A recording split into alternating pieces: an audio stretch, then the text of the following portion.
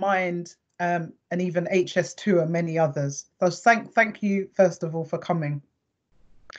This is a really crucial area of work, and we must, as London councils, in fact, we are duty bound to work for the betterment of our communities and to take action now to reduce the potentially long-lasting ill effects on Black, Asian and minority communities that a post-COVID world currently offers. So we've got quite a packed agenda today, and there'll be opportunities for question and answers at regular intervals. So please use the chat function if you think of any questions during the presentations. So we will be hearing from our eminent colleague, Lord Simon Woolley, and we're so thankful that you've been able to take the time to attend our event today. And we know that you have to leave early for another engagement. And Lord Woolley is really leading the charge in advising government on this particular topic. We will also hear from Robert Aldridge, the Associate Professor at UCL, and he will be presenting his team's paper on the recent work around the disproportionate impact and their recommendations. And after hearing from our very own Christine Mead from Public Health about the Westminster picture, we will conclude with an open discussion session. So we recognise that we won't solve all of the problems today, and this is just the start of a conversation that will continue. But we will need to take learning and deliver actions back in our own areas. But we also know that we are much stronger together. And so what we want is to enable all London councils, our chief executives, our public health, our economic development, education, children, adult services departments to all work together to look at joint solutions, which has potential to impact over 40% of our population in London.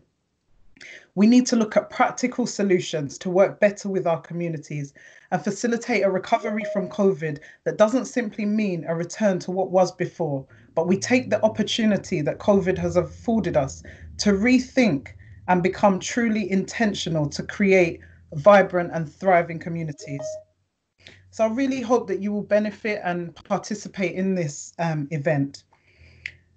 So now to move it forward to our speakers, I would like to welcome our Executive Director for the Byborough Adult Services, recently appointed Gold Command for COVID response, and our Executive Champion for Diversity and Inclusion, Bernie Flaherty.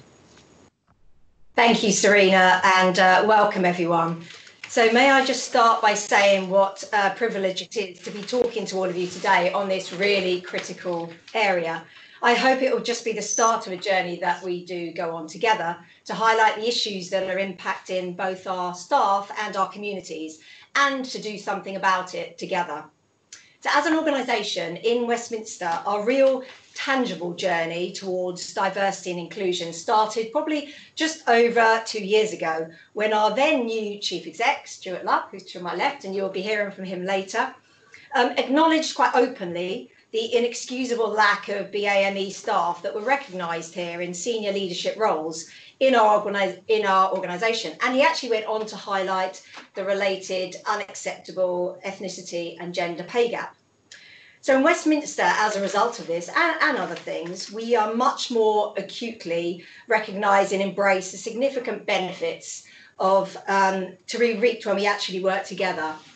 However, it is true that our journey could not have happened without the excellent work of our staff who proudly volunteer to lead several networks that we have here. We have lots of networks, but the 5 main ones are Able to, Family, LGBT+, Women's and the BAME networks. And they have worked hand in hand to make sure that we really do deliver on our promises, and more importantly, that we make a difference. I do have to say, and Serena wasn't expecting me to say,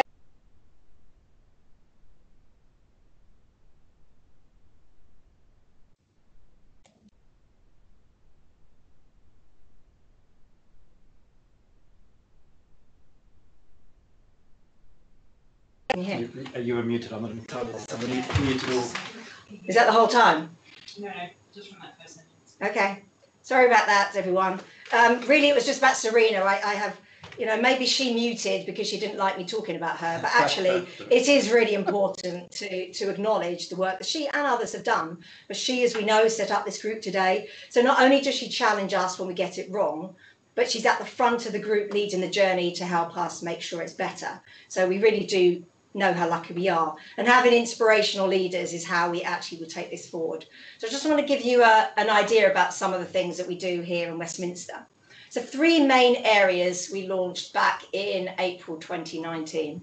One of them was reverse mentoring. And this is where our senior white officers are mentored from staff from the BAME backgrounds. This has been absolutely brilliant for colleagues to increase their understanding of each other. I actually have also personally benefited from that, so I can tell you that it really does work. I have learned so much in my time of reverse mentoring. And during the break, I understand we hope to play a video showcasing the feedback from reverse mentoring. Positive action. This is recruitment, and this is for all our middle and senior management roles. And it's a process that needs to be compliant, that has a diverse shortlist, which at the moment means a minimum of at least 1 candidate from a BAME background. So just to show you the impact of this is not just policy decisions we bring in. We've seen about 45% of middle, but some senior management vacancies to be filled from those of our colleagues from BAME backgrounds. We're very proud of this.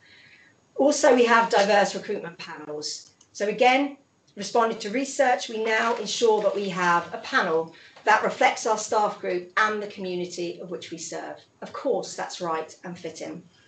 So I am pleased to say that partly because of this, and in response to the above, our ethnicity pay gap has reduced this year. And I'm not going to tell you that we're complacent of that, because it's not good enough. It's still not good enough. It's far too high. But as we said, this is a journey. And in order to achieve the fundamental culture change that we really want to do, we know this won't happen overnight. However, we do believe with a strong foundation of change, we will really start to make a difference. We have seen that difference, but more importantly, we felt that difference. And the feedback we've got shows that we are heading in the right direction. However, we must remain open to constant challenge. It's not always easy, but it's really important. And continuous improvement through creating an environment where we really can have that open and transparency. As this newly found network grows here today, we hope that we'll be able to share with each other our stories. It's glad to see that more people are joining.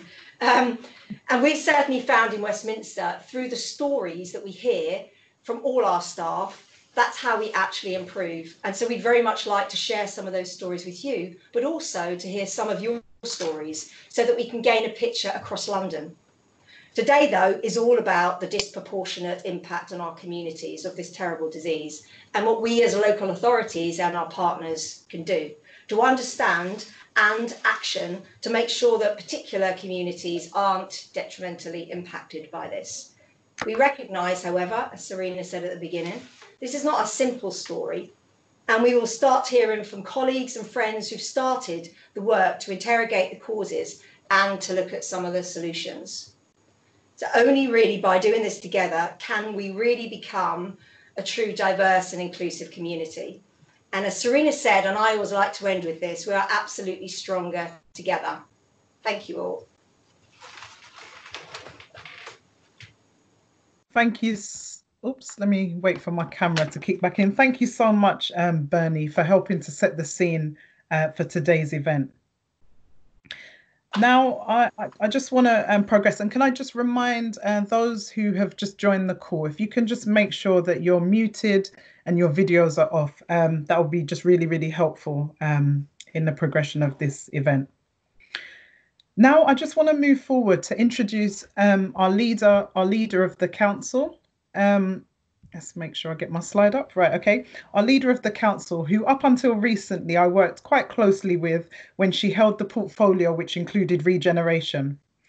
She always led the charge enthusiastically with our affordable homes programme, but appreciated the true value of the social regeneration work as well. We are most privileged to have her as our leader because she truly understands our communities and challenges us as Westminster officers to ensure we are getting it right for them. So Rachel, I'd like to invite you to the screen. Thank you very much, Serena. And can I say, as Serena's just said, I have worked very closely with Serena for a number of years, and she's a fabulous officer. We're very fortunate to have her here in Westminster, and particularly leading a really critical piece of work in Church Street, one of our most diverse communities. And I think her work in organising this session today and leading this is really important. And I take my hat off to you, Serena, for doing it. So thank you very much. And this is an important session today, and we are really honoured to have Lord Woolley as our keynote speaker today to address us. Lord Woolley, as many of you will know, is a key political and equalities activist. He's the founder and director of Operation Black Vote and the advisory chair of the Race Disparity Unit, which is seen globally as one of the most innovative bodies for tackling race inequality. He's received countless awards, including the Pride of Britain Award, and also an honorary doctorate for equality and human rights from, appropriately, the University of Westminster. And in 2019, he was appointed to the House of Lords as a crossbench peer. So this is a really important piece of work for us in Westminster, and we're delighted to have you joining us today, Lord Woolley. Thank you.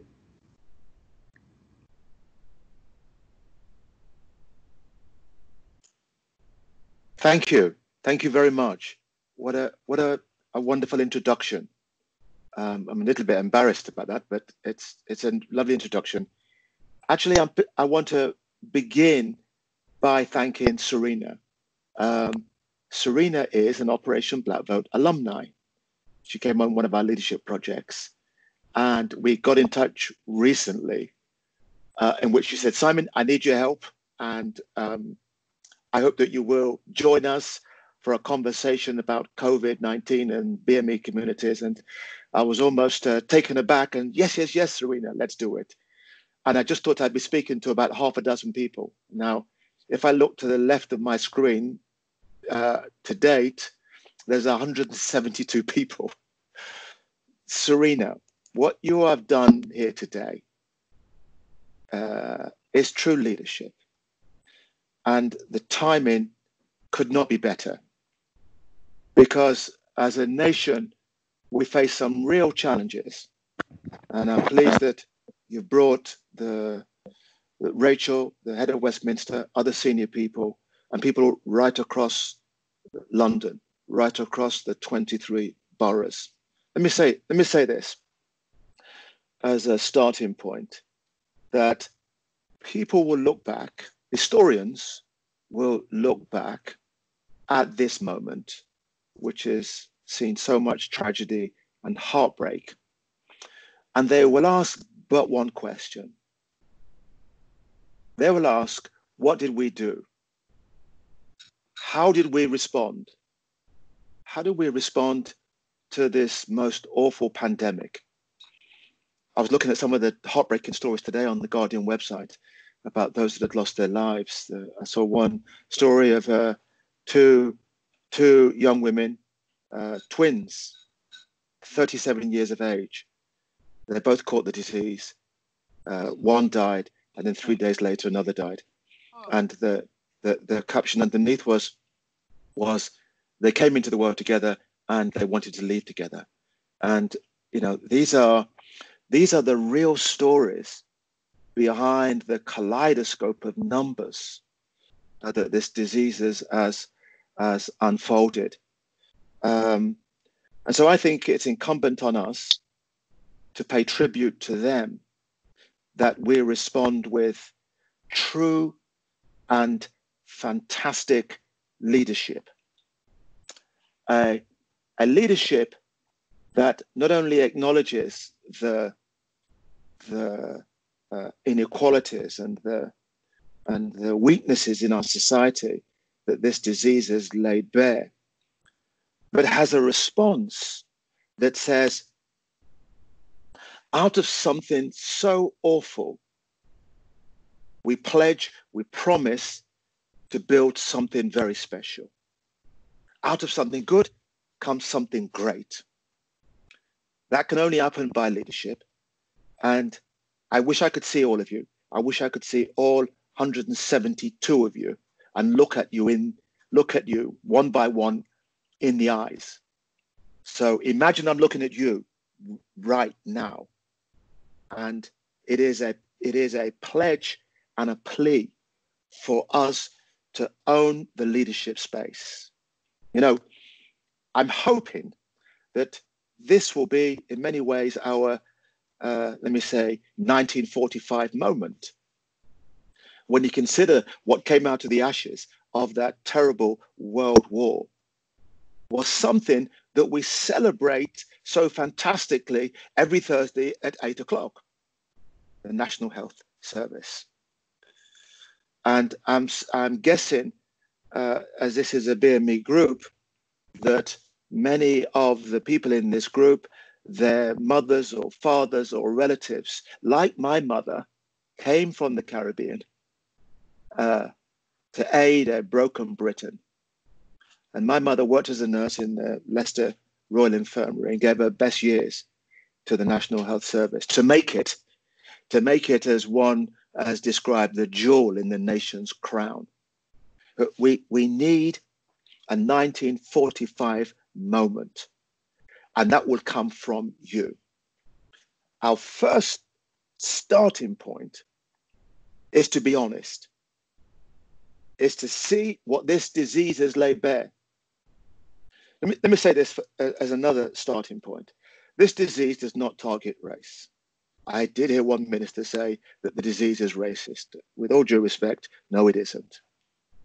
But what this disease does do is that it targets those areas, those elements of our society that are racialized.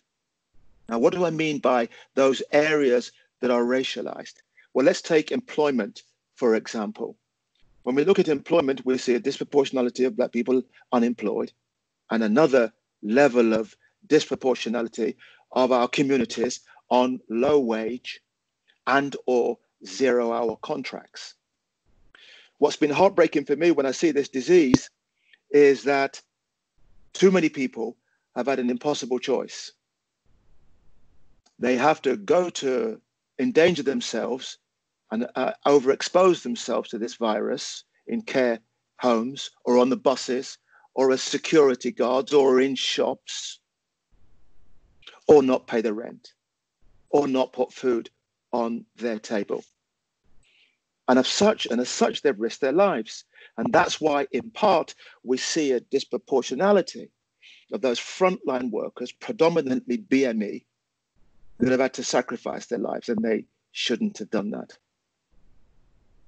Equally, too, that we see those, of course, in the healthcare profession, they've been in these frontline dangerous zones without the protective clothing, giving their lives by protecting others and caring for others, should not have happened. We follow this disease too for in and around education. What we see is, of course, if you're from a poorer background, which is in London predominantly BME, unfortunately, but also others too, you see that it will be those children, as we come out of this life and death situation, that it would be the poorer children that will have difficulty catching up in their educational journey. The middle class children, my child is now middle class, will not suffer because we'll pay for extra tuition. But if you cannot do that, these children will be left behind. And my worry is there could be a generation. And of course, when you get left behind, when you end up in a pupil referral unit, there'll be gangs waiting for these vulnerable children to take them into another lifestyle that we know where that leads. So we need to lay bare these uncomfortable truths. And my view is we don't want to put a Band-Aid over a gaping wound, that we need to have a grand plan to ensure that not only do we stop the rot, but we build something very, very special. That's why hopefully some of you will have seen the news piece and the stuff that we've put out in the last 24 hours.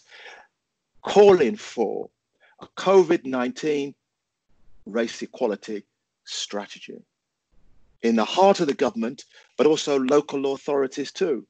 And what would this strategy do?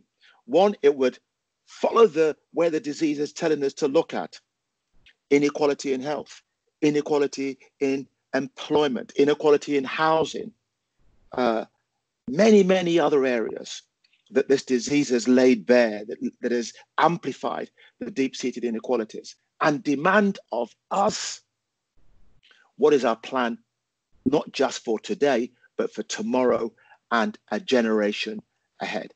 I think we can do it. I'm sure we can do it, but I think that we've got to be bold, we've got to be honest, and we've got to be brave. Take education, for example. You know, here in London, you can go to a number of schools in and around the capital, and you could see 20, 30, 40, up to 60% Black and minority ethnic children. And yet when you look at the staff, sometimes you'll struggle to see 10% or 20%, and even less when you get to senior positions. If we don't want to go back to the old ways, because even the old ways was not good enough, this has given us an opportunity to say we're not going back to before COVID. We will build something that is special now. And I would say, in terms of the educational front, we must have a recruitment drive of Black and minority ethnic teachers, particularly male, particularly from African and Caribbean, the likes of which we've never seen before, to encourage, to inspire, to guide.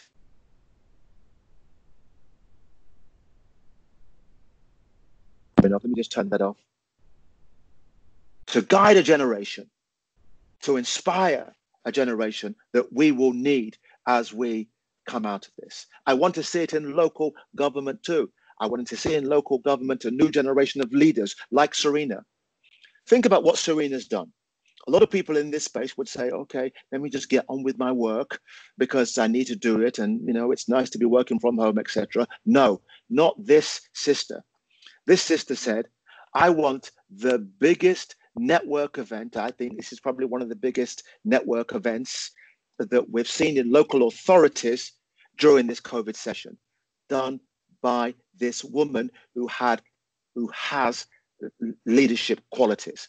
Rachel said, and I was very impressed with her. I've been impressed with Westminster because I spoke on another platform with some of her senior staff about their desire for their staff to be representative, particularly at a senior level. Well, I'm saying to you, Rachel, and your staff, I applaud what you do. But as we are rethinking everything right now due to COVID-19, I would like you to rethink and redouble your effort. Because as we confront the challenges, that this disease will present to us in so many ways, health, education, housing, etc., diversity, particularly diversity at the top, will be so fantastically needed. And you may have a good plan. I want you to have a great plan. And you as a leader must drive it. Now, let me say, after this call, after this chat, I have two other meetings, one with Police Now, which is about recruiting new police officers. And then I have a meeting with officials at number 10 Downing Street. And I'll be saying to Boris Johnson's senior advisors and the ministers, look, I'm not asking for this plan. I'm not asking that you recognize, acknowledge the challenge that we've got. I'm demanding it. And in that demand, that will make you better leaders too. Because this isn't a zero-sum game. If our communities win, then others lose. By acknowledging and having this framework to unleash talent in every street, in every city, in London and the UK, everybody benefits. We have to help government, whether it's local or national, and say, we can be your critical friends, but you have to trust us. And in this formation of this tragedy, we need to be around those decision-making tables. because when we are, you know, it's a bit like women about to fight to be around these decision-making tables for decades, for centuries. And now Black and minority ethnic communities are still fighting to be in that place. But when women came to that table, greater things happened. Because I would argue when women came to the table, women brought a history, a sensibility, and a dynamism around those decision-making tables that was not there unless they were there. I would argue exactly the same thing for Black, Asian, and minority ethnic communities. When we are there, we will bring a history of struggle, a history of surviving, a history of not just surviving, but thriving in difficult situations. We bring a dynamism, an energy, an aspiration to be the best we can be, which will benefit everybody. So this is a wake-up call for the local authority leaders, middle managers, and those who don't even think they're leaders. You know that old saying. You know that old saying, Simon Says. Well, Simon says that you, every single one of 179 of you on my screen here, are leaders. And it's time for you to step up and own that leadership space in this critical time, whether it's in your smaller groups or your larger groups or the whole council. You tell them that Lord Simon Woolley says. And I'll finish with this. Look, I've had a wonderful invitation from the Mayor of London, Sadiq Khan. He's asked me to join his recovery group. And I've said yes, because I think that's a great initiative. Two last things. Please sign the petition that we have. Go to Operation Black Vote site and sign it. If we have the greater numbers signing it, the government will have to respond for this call. Secondly, when you come off this call, look in the mirror, say, Simon Says, you look in the mirror and you say to yourself, what's my role? What's my role in this leadership space? Am I to become a councillor, a school governor, a future leader of the council, CEO? What's my role? And I promise you this, I'll be supporting you every step of the way. Thank you all very much. Wow, Simon, I'm actually, and for those of who are on the call who know me, I've been rendered speechless. Yeah, absolutely. I think, you know, if we could give you a rousing round of applause, absolutely inspirational. You know, from you there.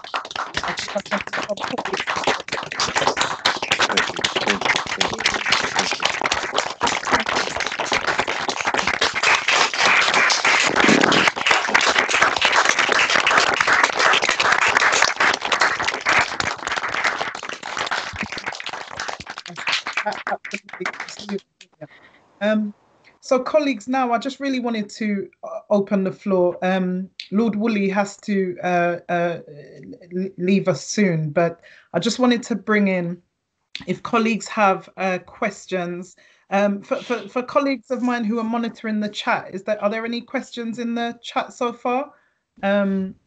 Or if people are wanting to ask a question, if you could just raise your hand and then I will get to you, just so that we can do this in a coordinated way.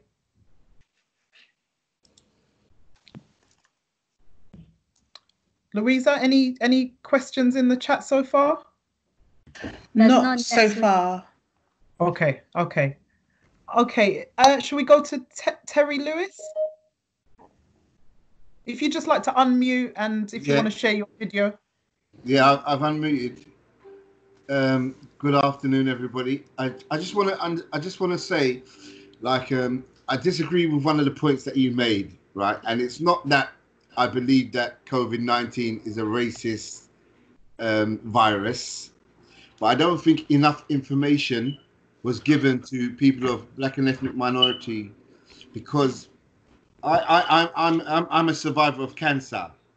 And one of the things that my surgeon, my doctor, emphasized to me was my lack of vitamin D, and what I've heard in the discussions by professionals like GPs have come onto the news and emphasized that one of the reasons why we might be more affected than other communities may be because of our lack of vitamin D. So I think that it should have been official guidance for people of black and ethnic minorities. So I don't think that the COVID-19 virus was racist, but I think that there was not an emphasis on our community to be extra careful. I mean, it came, but it did not come officially.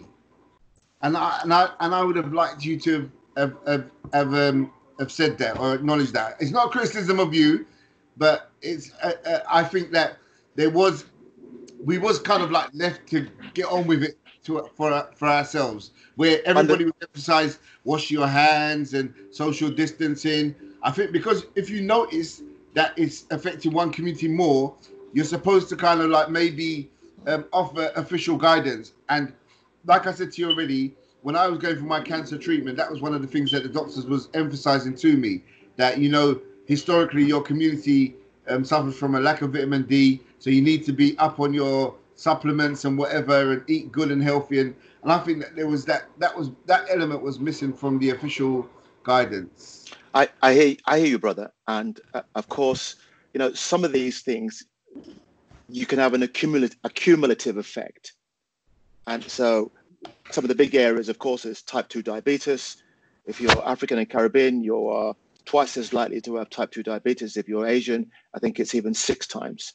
And of course, that immune deficiencies through sickle cell and other areas don't help.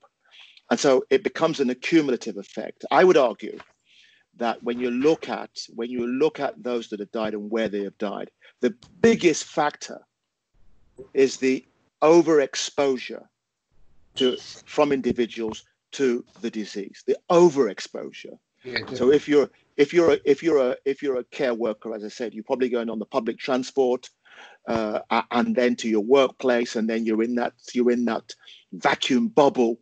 And if the disease is there, you're picking it up every 5 minutes from all around the place.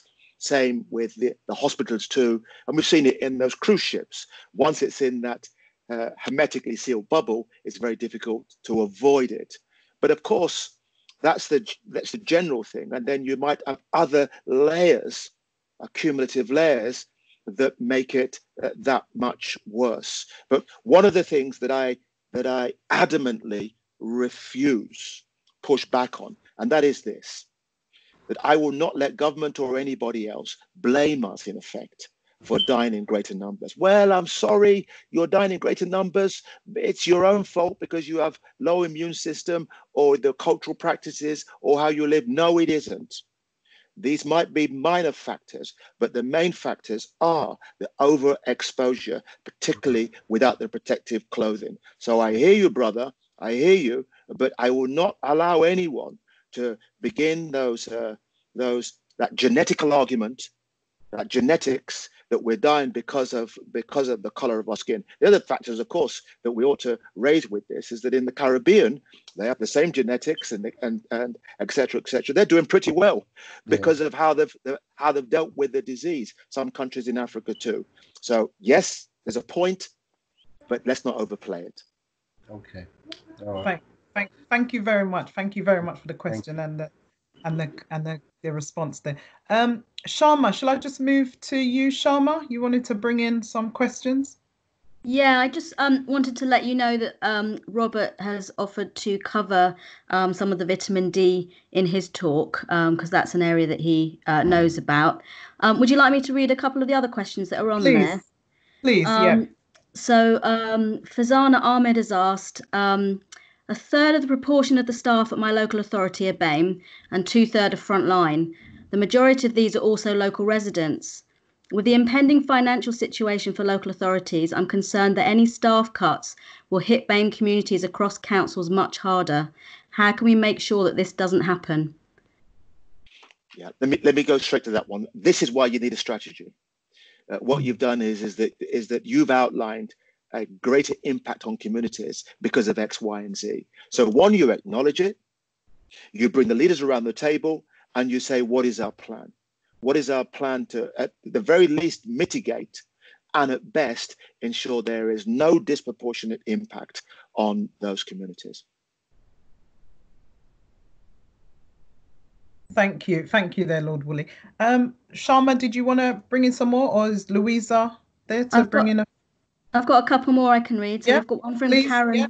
Karen Thane says, talent is everywhere, but equality of opportunity is not. Will remote recruitment processes only serve to reinforce existent inequality? Do you want me to read a few, or do you want to just answer one by one? Read one more, yeah. and then I'll try and do two. Okay, and then Mohibur Rahman says, Lord Woolley, what practical steps do you think we can take to protect our communities and workforce that may be at highest risk? Again, you need a plan. Who's at risk?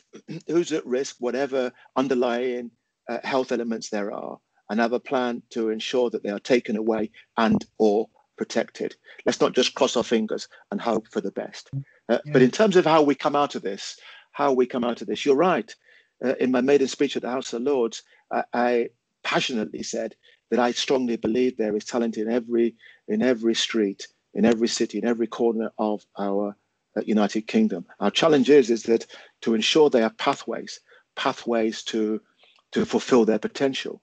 And talking of pathways, some of you may or may not know that we have a scheme that actually the recruitment is now. It's called Pathway to Success.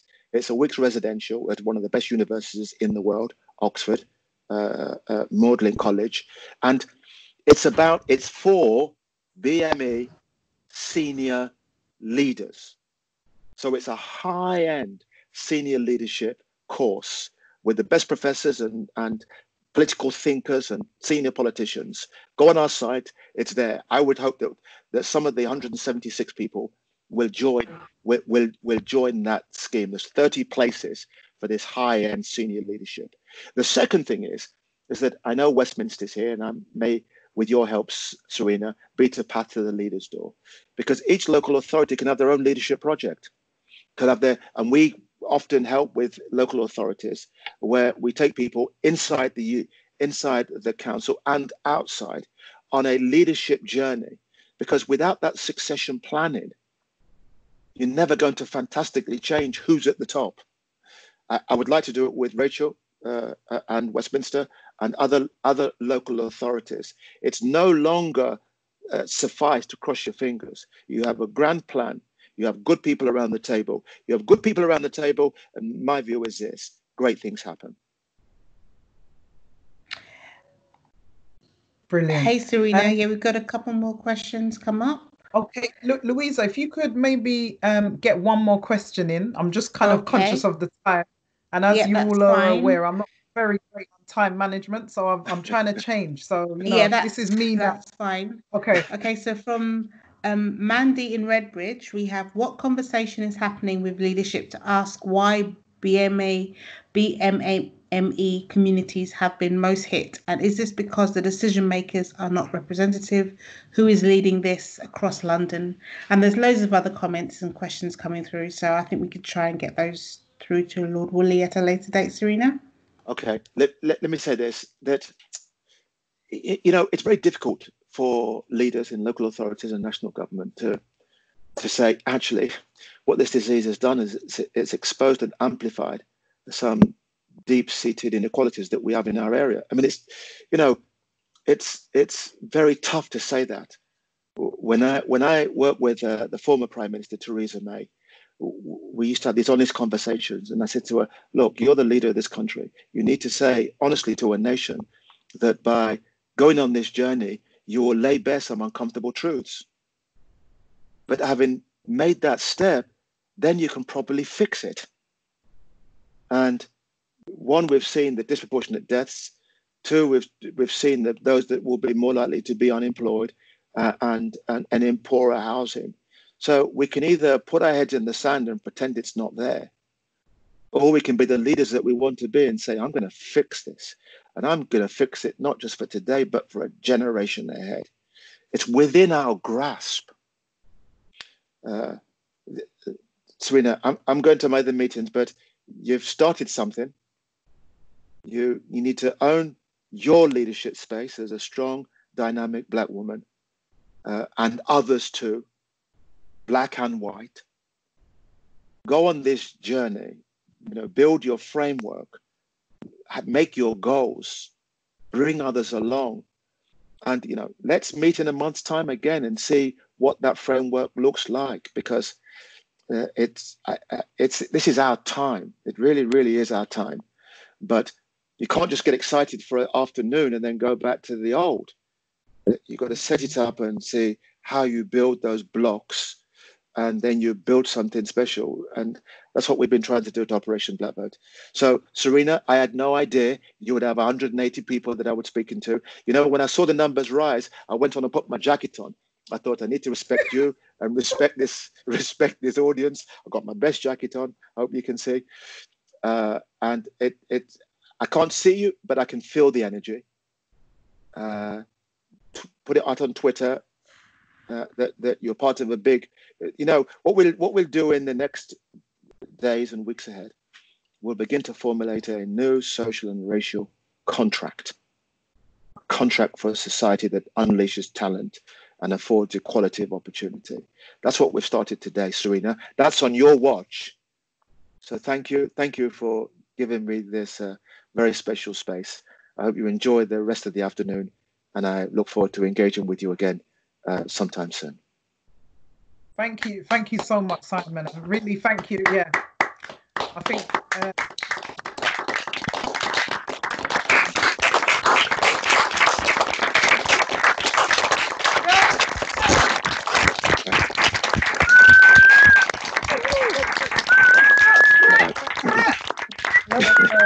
Bye. Don't forget to tweet it. Don't forget to tweet it.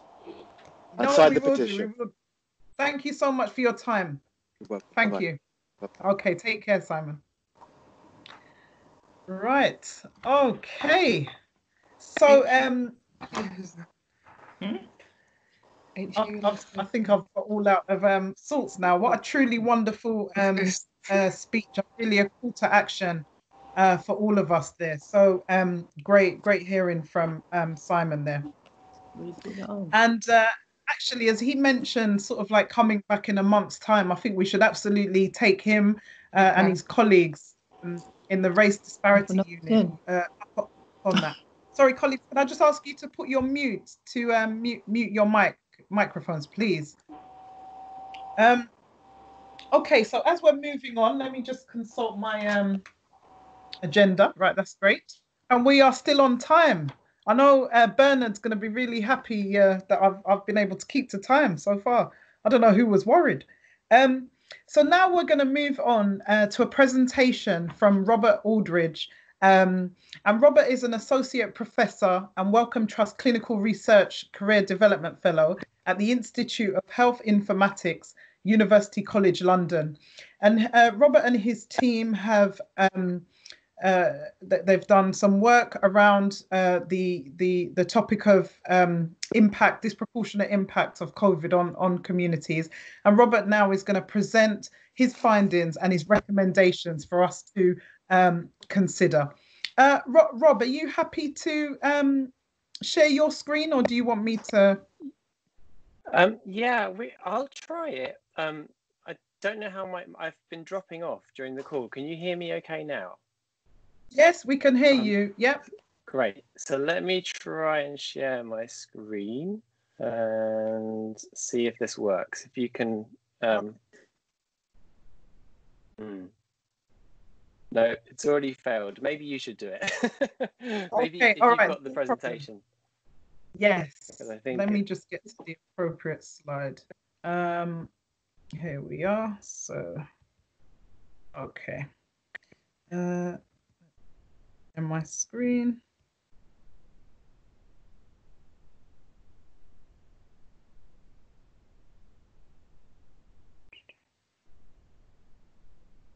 Okay, Rob, if you just let me know when you can see that, and then I will. Is that all right? Perfect. Yep. That's it. Yeah. Great. Thanks so much. And thank you so much for inviting me to talk today. This is a truly inspirational event. And like Lord Woolley, I was not expecting this many people. Unlike him, haven't managed to run in and get a jacket or even have a shave.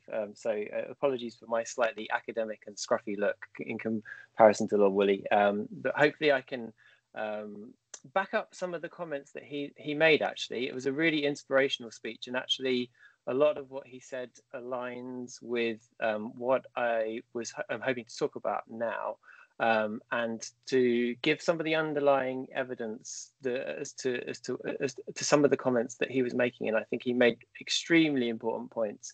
And as a researcher, so I'm an academic researcher, I'm a clinical consultant in public health and an associate professor at University College London. And unlike a lot of academics, I try to get out of my ivory tower and do research that really is kind of grounded in the reality. And I've focused a lot on understanding the health needs of migrant populations over the last 5 to 6 years, and also BAME groups as well, but particularly in migrants. And when and my background is in infectious disease epidemiology, actually. So I've been studying influenza and tuberculosis and conditions like this for over 15 years now. And in particular, I've been interested in inequalities in those infectious diseases. So COVID is actually, in some ways, is a condition that we as a research group were well prepared for, to look at and understand some of the issues that we might face. But really what we found has been truly shocking.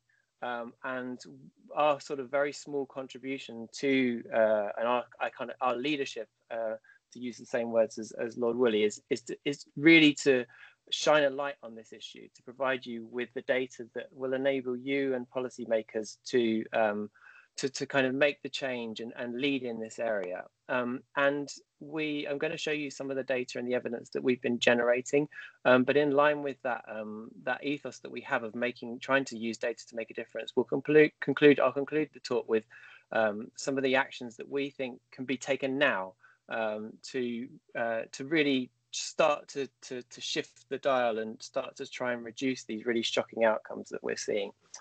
So next slide, please. So we had early signs that there was something not right with COVID and its risk for BAME communities back in April. So we're actually really limited in the UK in our ability to look at deaths by ethnicity, because the Office of National Statistics, which produces the death data for the country, they use the death certificates for that. And interestingly, they don't include ethnicity on those death certificates. So the ONS doesn't routinely produce mortality or death data by ethnicity. And some of the first analyses that we had on those death data for COVID didn't show the problems that were occurring. But the official Office of National Statistics didn't show that. But we did have early signs, and they were really worrying early signs. And so on the slide now, you'll see two of these early worrying signs that we saw in April when we were starting out on this research. So the top left is now exiting. The top left graph shows the data from the intensive care units around the country. And what you'll see is the blue bars are the critically ill, the percentage of people in intensive care units that are critically ill.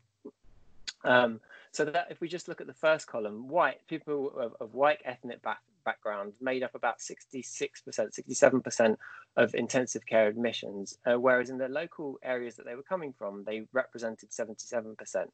If you look at the Asian, Black and other groups, you'll notice that the switch is the other way around. So the blue bar, the number of people that are in intensive care, was actually higher than that would be representative in that local population. So this at the time was suggesting that actually something was going on, that BAME communities were ending up in intensive care as a result of COVID in greater numbers than we would be expected if there was nothing going on here. Another really important piece of early data came out from a report where some doctors in Bristol had been looking at media, so news reports of healthcare workers that had been dying as a result of their exposure to COVID in hospitals.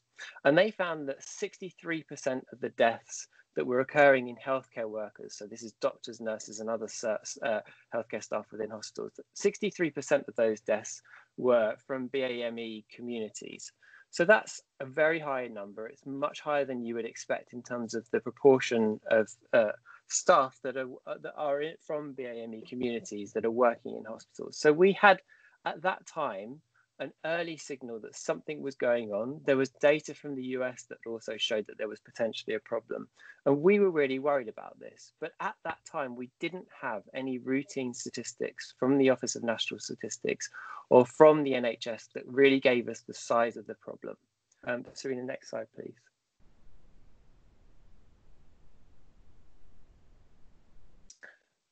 That was until in early April, the second half of April, on the 21st of April, the NHS produced a data set that had all of the data on individuals that had been into hospital and had had a positive COVID-19 test and had subsequently died. So unlike the death certificates, the NHS does routinely collect information on ethnicity for people that are admitted to hospital. And on the 21st, or just after the 21st of April, they produced the first data set that we could use that had that information. And that data set that they produced just had the total number of people that had died across the country and their ethnic background. It also had information on their age and also which region in the country they were in.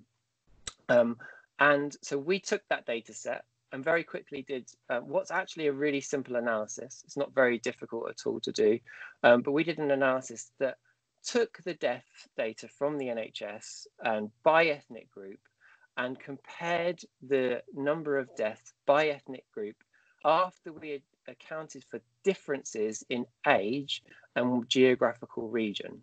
And we calculated something called the standardized mortality ratio, which tells us how much increased risk there or decreased risk, so it could be increased or decreased risk, there would be across different ethnic groups once we'd accounted for any differences that there might be in age or just geographical region.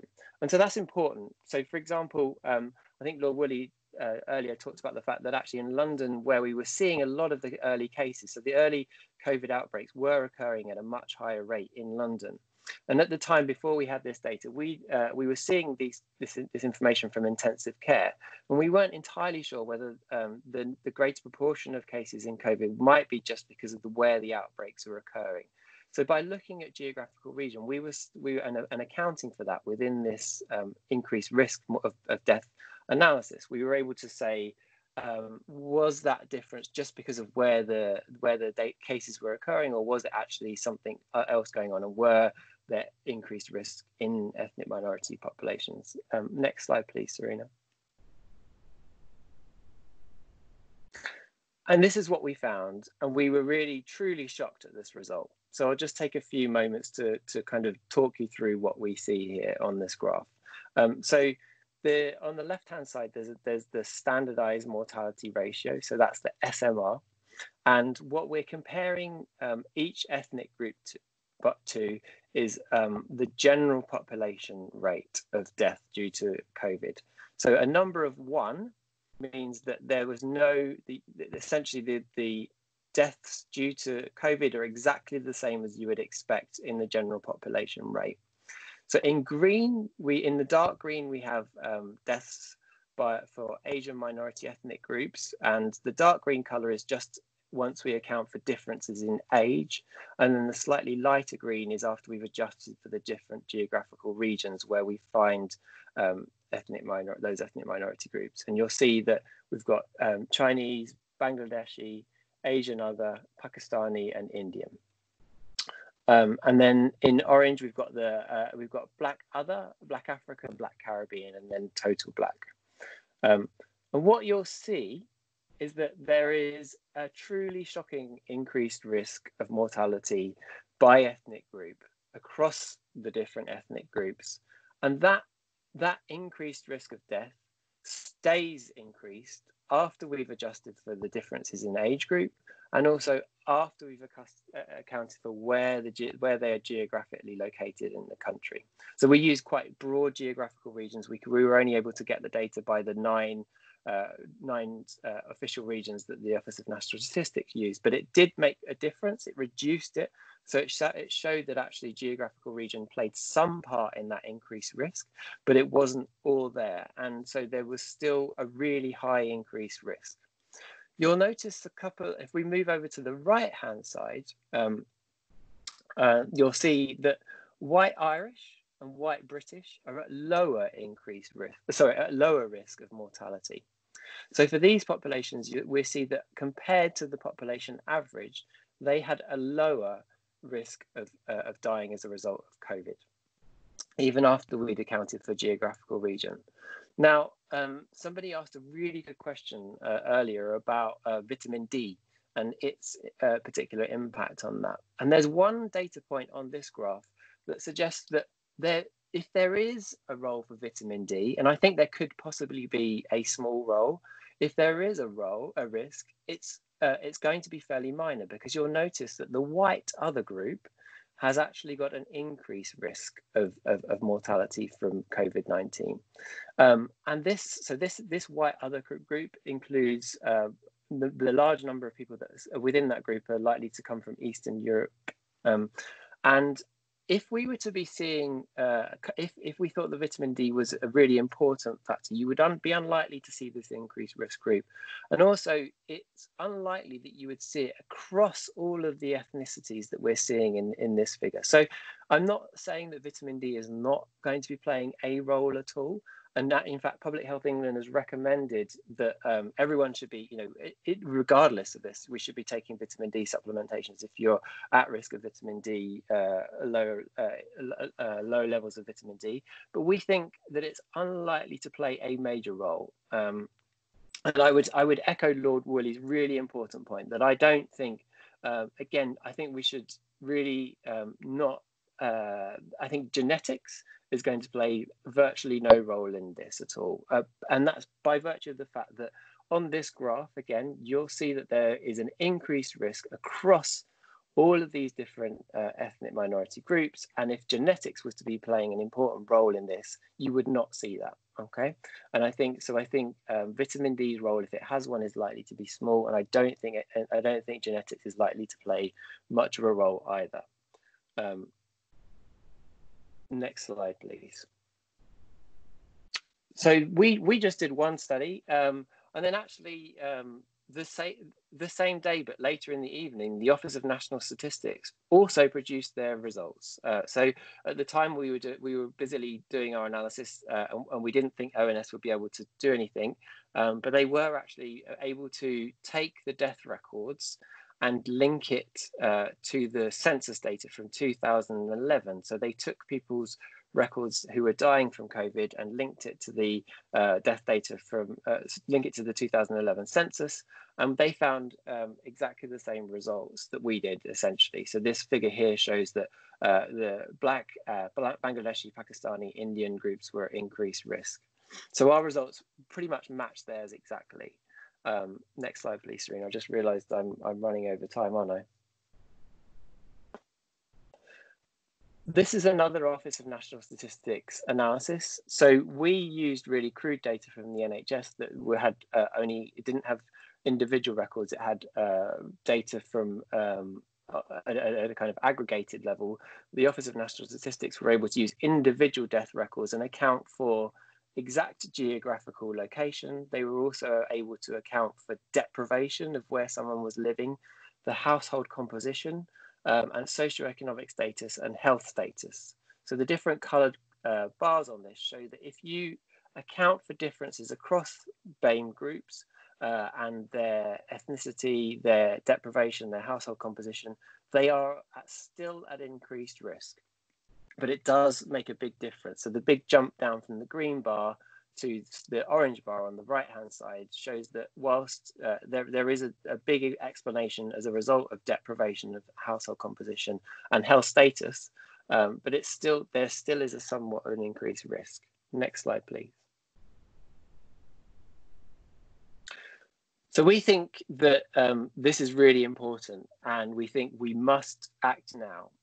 We've got to, this data shows us that just as Lord Woolley was saying, we need to do something right now. We don't need more data to act. We've got evidence that tells us what we need to do. And so I've got a few slides here for what I think we need to do. So first of all, we need to stop people from getting infected in the first place. We need to make sure that BAME communities are not getting infected at a higher rate. And that's going to be driving some of this excess risk, this increased risk, because they are getting infected at a higher rate. So that means that we need to ensure that our public health communications around how to reduce your risk are linguistically and culturally appropriate, so that and we engage with communities to help us provide those. We need to, COVID is a disease that spreads, as you know, we all know we're being told to wash our hands and we're being told to avoid and stay inside. But actually, when someone does get infected, if they're living in a household that's overcrowded, or if it's poorly vented and it's poor accommodation, that will increase risk if someone's infected to spreading that disease amongst their household. And we know from Office of National Statistics data that BAME communities live in households that are more likely to be overcrowded and are likely to be in poorer status. Lord Woolley gave some excellent examples of the occupational risk. So BAME communities are more likely to work in the health and social care sector. We've seen the absolutely tragic and shocking instances of lack of PPE in nursing homes, and that will be playing a part. We know that there's been increased risks of exposure for individuals working in the transport sector, and we need to make sure that those individuals are given adequate PPE so that their risk of infection is reduced. The next slide, please. So that will hopefully go some way to, we need to plan for that, and I really liked Lord Woolley's points about this. We need to plan so that as we come out of the lockdown, that we reduce those risks for those individuals. We must also do better at improving the outcomes once people get infected. So we need to make sure that we remove any barriers in access to NHS care. We know that individuals from BAME communities have difficulty in accessing NHS care, and we need to make sure that those barriers are removed, and we're able to improve their long-term health conditions, and they get the treatment for conditions that put them at higher risks. And I know not all BAME communities are migrants, but a lot of my work has focused on this in the past. So I'm just going to say three really important things about migrants specifically. We know that they have limited health entitlement, and this means that they have poor access to treatment and have high levels of untreated chronic conditions. That will put them at increased risk, and we've called for the government to remove this limitation of entitlement, and we've asked the government to remove all NHS health charges for migrants, because migrants are not using the NHS because they're worried about these charges. You need to get access to the NHS to get a test, and some people are not doing that because they're worried they're going to face a test. Now, COVID is exempt from these charges, but that isn't always known. And actually, we think at a public health emergency like this, we should just scrap those charges because they really are stopping people. And this is a public health emergency, and we need to do that. We also must stop the data sharing between the NHS and the Home Office. This is not a time to be using the NHS as a way of visa enforcement, and again, that's stopping people from using the NHS. And we have empirical data on this from our work with Doctors of the World who serve these populations in East London, that migrant populations are not using the NHS because they fear being arrested and deported as a result of that, and that must stop. Next slide, please, Serena. So, and again, look, I'm reiterating some of the really important points that Lord Woolley made, but we also have got to reduce the wider impacts of COVID. So we need to make sure that the adverse consequences of extensive social distances do not disproportionately affect BAME communities. And I was really glad to hear him talk about education. I am extremely concerned about there being a lost generation of children from BAME communities as a result of schools being closed and the lack of safeguarding that's going on there. And I think local authorities are playing a really important role to ensure that. One thing I would like to say on this is that we predict that we are likely to see a second wave of this in the autumn. So other research that I've done shows that that coronaviruses come back in the winter, and we must plan for that. We must plan for the fact that we are likely to see schools having to close in the winter season, and we need to think about how we can ensure that those children do not get left behind if that school closure happens again. How do we get them internet access? How do we get them lessons that they can do in their homes so that they don't get left behind? And we need to ensure that there's adequate income protection so that those individuals who are in low paid and low salaried jobs, who are disproportionately from BAME communities, are able to follow the isolation and stay at home recommendations, as they are likely to happen again in the winter season. Next slide, and final slide, please, Serena.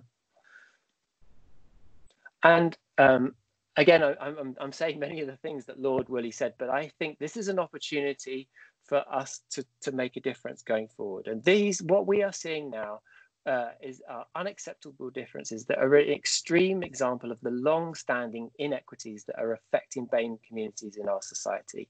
And we need to make sure that as we emerge for this, we plan for it, and we make sure that we address these, and that in the future, any unfair and avoidable disparities are addressed, so that we can take this as an opportunity to deal not only with creating a fairer society as a result of COVID, but going forward. And we do not want to see this occurring in the future.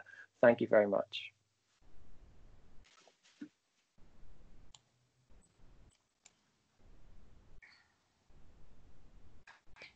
Oh, that was good.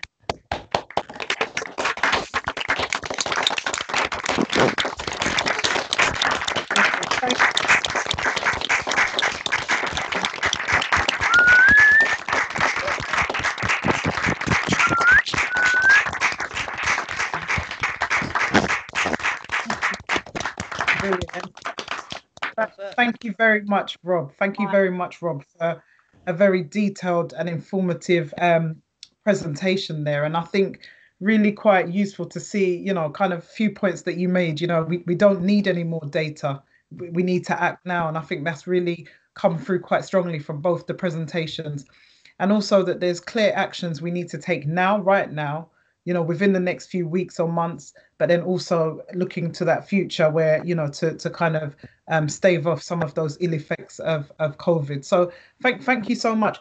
So just being really super aware of time, can I just ask if we've got maybe a couple of questions that we can put to Rob, and just want to remind everyone that we will be having an open discussion. I mean, I feel like this could have almost been a conference for the whole day, but you know, we're working within parameters. Definitely. So Serena, yeah, we've got loads of questions, so I definitely suspect, Rob, we will have to be emailing these to you. Sure. Just a couple coming off from what you've said. You were discussing, there was a question, may I ask if you have suffered an incidence of pneumonia in the past with no ongoing lung or other underlying health issues? Does this make you more susceptible to the risk of COVID transmission now? That was put by Karen from Westminster. Yeah, it's likely to be the case that if you've got some sort of damage to your lungs, that you may.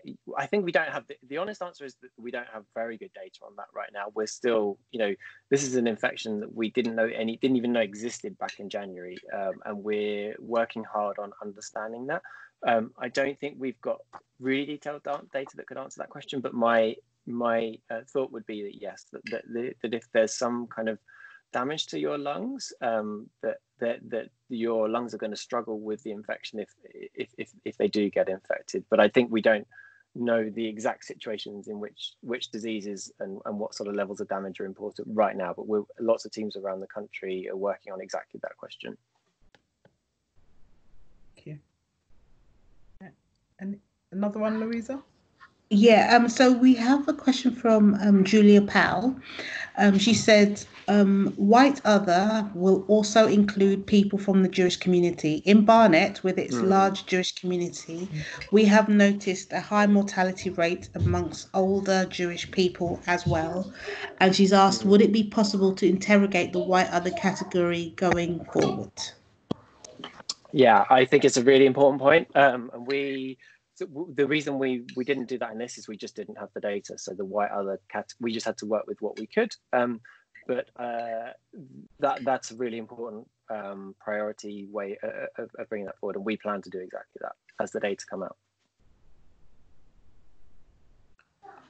Okay, we've probably like I got... said, there's loads more. Do you want me to go on, or others want? I think others have raised their hand. Yeah, is that Brian Johnston? Do you want to come in? Yes, I've just got a question. It's more a case of it's a question about vitamin D. In terms of there's been a lot of research done in terms of vitamin D mitigating the cytokine storm and therefore deaths through acute respiratory distress syndrome. What's the panel's feeling about that? It's not only with regard to the links between vitamin D deficiency and also increased mortality through COVID in countries such as Spain and Italy, but also in terms of the work that's been done in the United States in terms of the BAME community as well, in terms of the processing of vitamin D. So should we not be advocating supplementation of vitamin D in line with PHE? So I think there is a recommendation for people who need it to be supplemented. In terms of its specific use in the cytokine storm, I would, and whether that's a kind of high intensity dose, we would want to see high quality randomized controlled trial evidence on that before we made a recommendation on that sort of a particular treatment. And we've seen, for example, the anti-malarial drug that lots of people thought was going to be helpful. Actually, it turns out that it increases your risk of dying. So I think we need, in those situations, we need to have really high quality randomized trial evidence before we go for too many decisions on that. But I think okay. But isn't there research already with regard to the link between vitamin D and improving the immune system? There's a lot of research on that. Yeah, but I don't think it's shown. I don't think we have any trials that show that it's helpful in the cytokine storm situation yet. And we'd be wary of us making decisions without that evidence on that particular situation, given regardless of what it might have shown elsewhere. So there's a lot, because there could be an increased risk as a result as well. Okay, thanks. Okay, thank you. We can probably take one more. So what we're going to do, and everybody who's on the call, is we'll probably take one more question, and then we'll just go to a short break till about 2:25, if that's all right, just to allow you time to stretch your legs, and then we've got another presentation and then the open discussion. Any final questions for Rob? That's Cesar. Cesar, would you like to come in?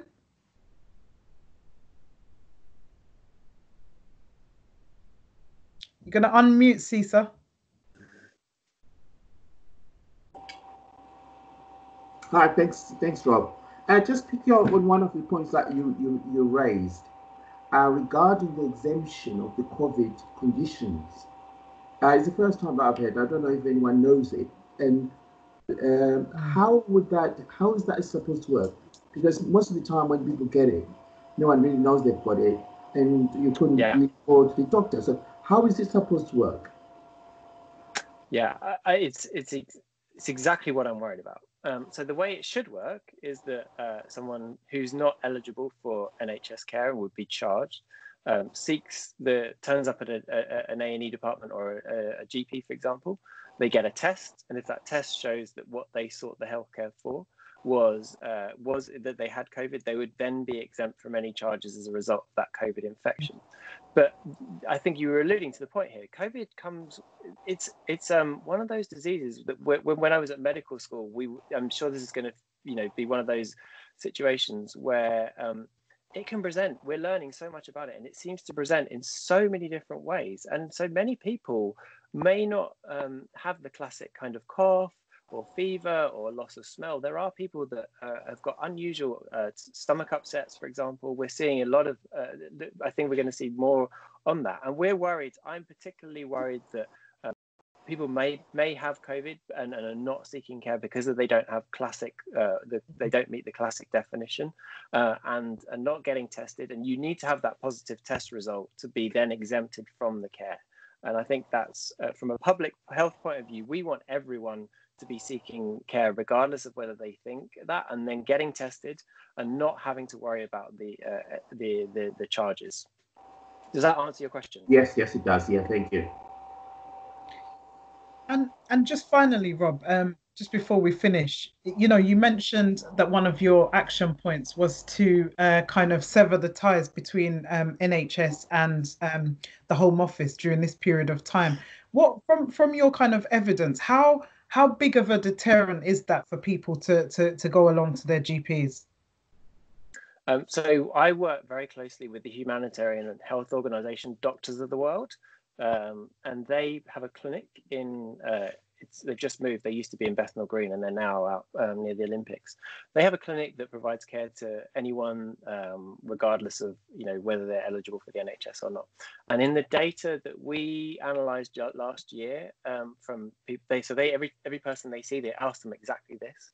And they saw, I don't remember the exact number, but they saw hundreds of people who reported that the reason they didn't seek the NHS healthcare is because they were worried about charging. And a large number of people also reported that they did not seek healthcare because they were worried about getting arrested or having their details shared with the Home Office because of their undocumented status. So this is, you know, I think it's a really important problem. It's not that widespread, but it's an important and significant problem. And we've seen warning. So Singapore recently had an outbreak. So Singapore has been a country that's really had a good hold on COVID since the start, but they had a huge outbreak in their migrant worker population for similar reasons. And I think this is when we're in a public health emergency like this, we should be doing everything we can to make sure everyone is seeking healthcare and not fearing that. That's what I train to medicine for, to provide care to anyone regardless of their status. Yeah, brilliant. Thank you so much, Rob, and I hope you can stay for the rest of the session. I did pick that up with you beforehand. Oh, brilliant. Yeah, great. And thank you so much for your presentation. Very, very informative. So now, can we take a break? I'm going to call on you, Bernard, just to tell me what I should do, but 5-minute break, does that feel comfortable for everyone? Yes, it does, Serena. Thank you. Brilliant. Okay, so if we take a break and come back at 2:25, so you can go and grab a cup of tea. Thank you. Don't come off the call. Thank you, don't Serena. lose you. All right. See you soon. Thank you very much for inviting me. All right. Thank you very much.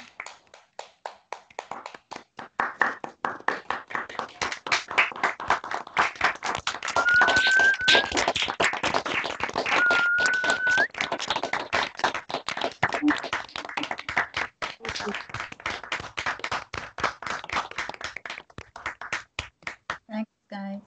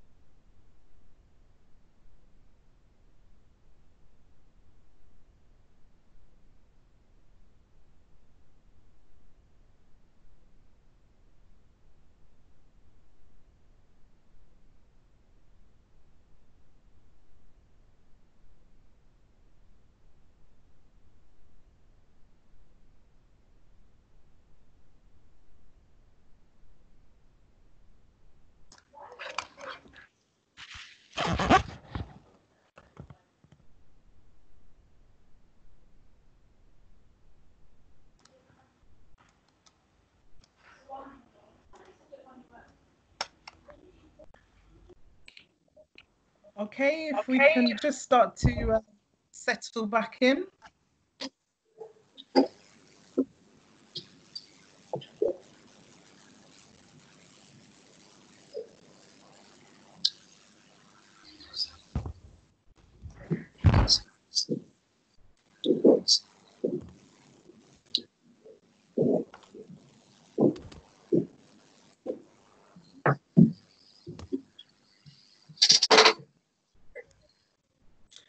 Okay, so now we're going to welcome our very own Christine Mead, who's a community resilience manager and works for the Borough, so Westminster and Royal Borough of Kensington and Chelsea Public Health Department.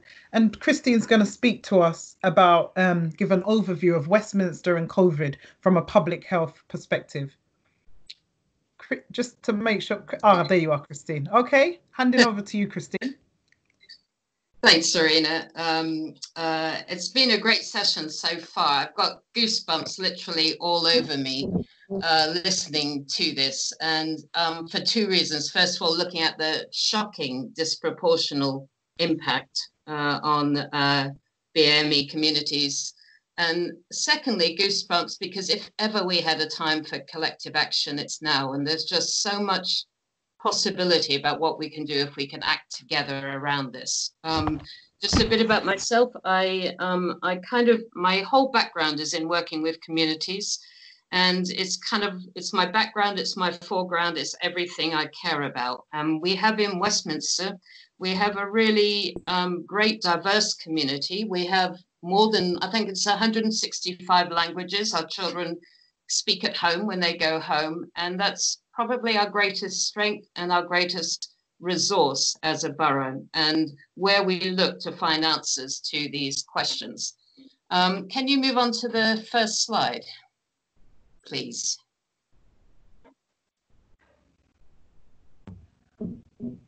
So I just wanted to, I'm going to talk really briefly because I think it's important we have the maximum time to talk together.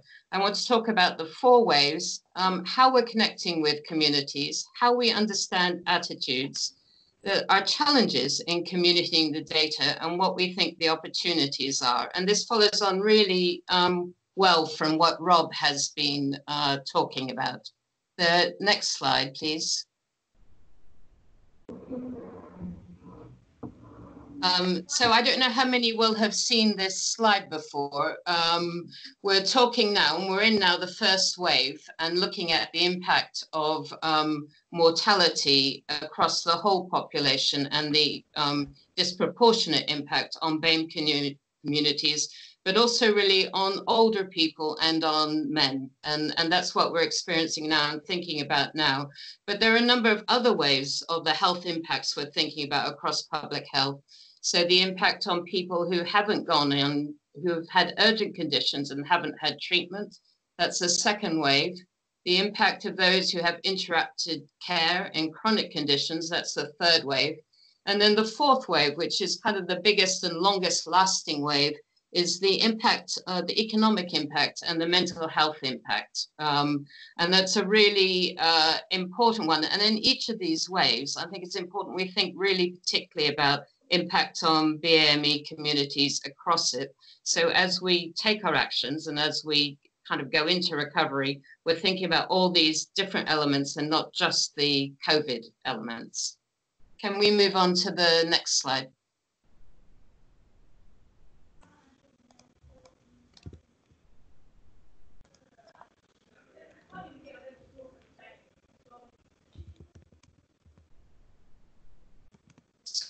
So if we move then the next slide, so I want to talk about three things we're doing in public health.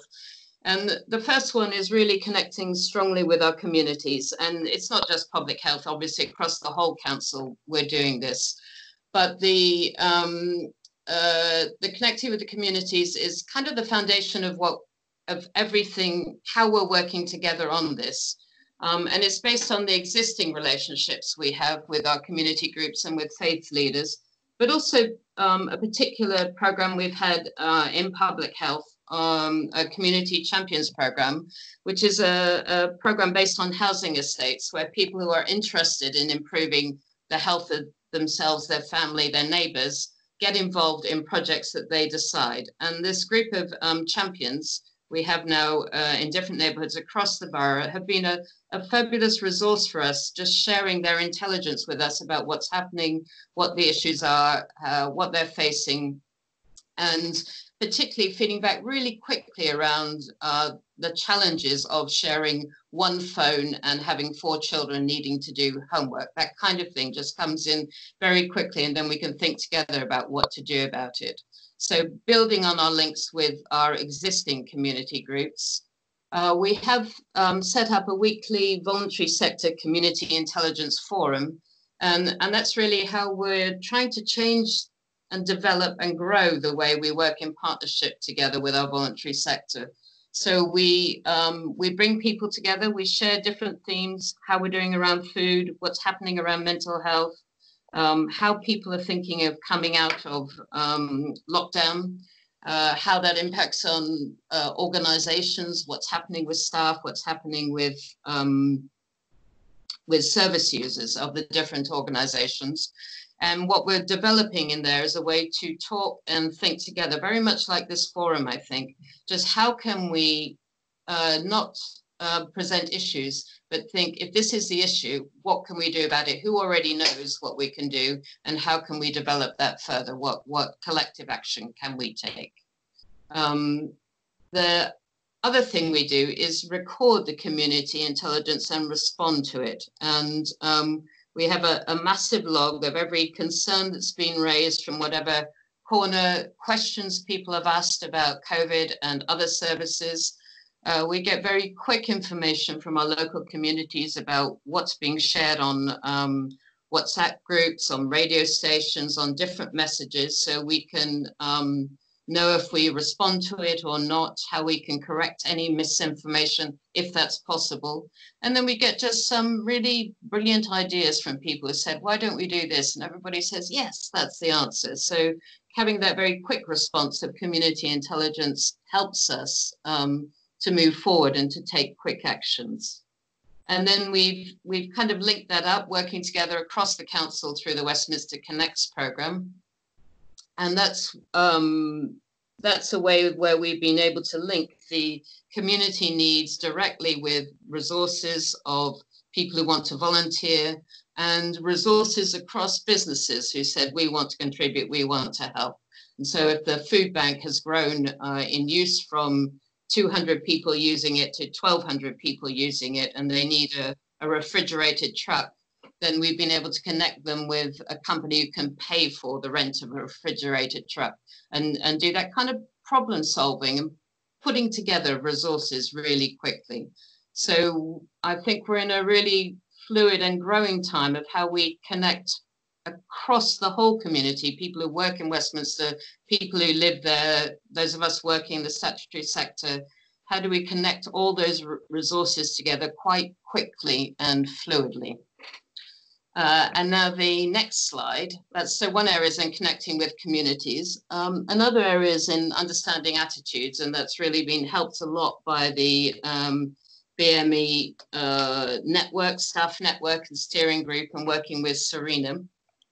And just as an example of this, when we had a discussion in that forum, people wanted to think about how does what our staff are experiencing and questioning, how does that play out in the community, and how does understanding what our staff think about things help us understand what the community is thinking about things.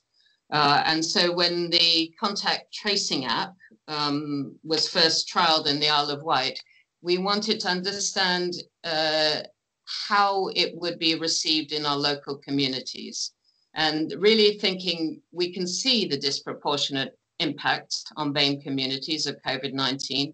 We don't fully understand the interplay, although I think Rob's slides give us a lot of clues about that. We don't fully understand the interplay between the different factors there. But is there something we can do right away, proactively, that makes sure whatever system we use, whatever message we're putting across, that we don't inadvertently leave out communities because the way we're communicating is not appropriate.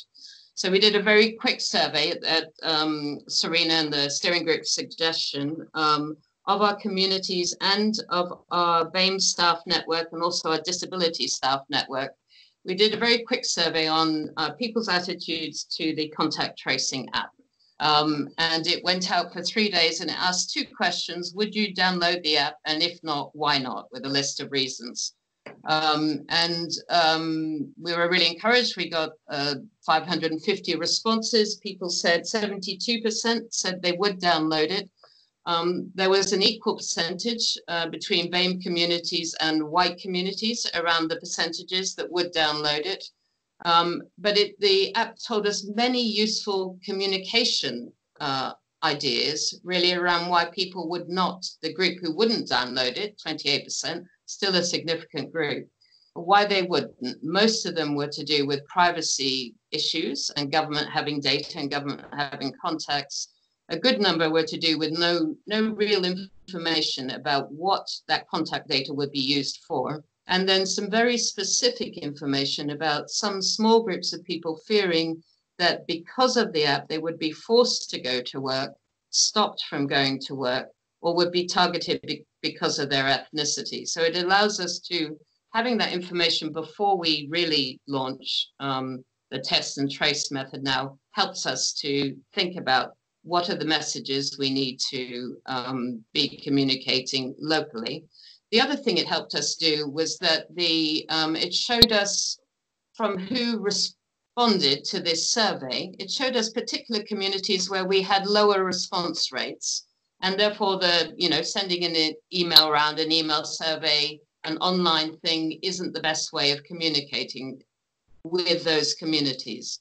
So it shows us where we need to do more proactive work with our voluntary sector, with our community groups, and with our messaging through people who work with those communities, people who are known to those communities, and people who are trusted, that's how we have to think about our work in contact tracing going forward. And now if we move to the next slide, which is about data. Really glad Rob presented the data that he did, because it gives us so much more information. The next slide is really about how we're thinking locally in public health around our data. And we've had a number of conversations with other local authority public health departments in London. And understanding our local data is really challenging for all of us. If we can move to the next slide, I don't know if my screen is frozen and if everyone else can see it, but there it is, communicating data. So what we know when we look at our data on a local authority level is that it's really too small to draw safe conclusions from it. So the numbers of deaths and the numbers who've contracted COVID-19 are too small to be really conclusive at the local authority level. We need to know them, we need to understand them, but it's very difficult to interpret them safely. So looking at data nationally and looking, I think really importantly, data on a London-wide basis really gives us a lot more reliable information. We find it challenging locally to the lack of trend data and the inconsistencies on reporting on ethnicity that Rob talked about already mean that we are constantly looking at different ways of how can we understand the deaths that are happening in our local boroughs, and how can we understand the differences about the hospital deaths, the care home deaths, the deaths that we get from the registrar. A number of us have used proxy data for ethnicity. So on the register of deaths where ethnicity isn't recorded, the place of birth of the person who dies is recorded. For older people, that can often reflect ethnicity. For younger people, it doesn't at all reflect ethnicity. So we can look at some of that data, but then again, we don't feel confident about it. So we really do need a wider level, more aggregated set of data to be confident about it. We've done quite a bit of work looking at maps. So where is it? Where do the people live who have been dying from COVID-19 in our borough? And the maps largely reflect deprivation. They largely reflect the inequalities that this disease has really highlighted for all of us. But when you look at a map with those deaths on them and you think as a resident of that community, looking at all the dots on the map where you live, it makes you feel very vulnerable and very threatened. If you look at it as a staff member who regularly works in that community, and many of our social workers, adults and children's social workers, our housing officers are working in those communities. Many staff are still going into people's homes.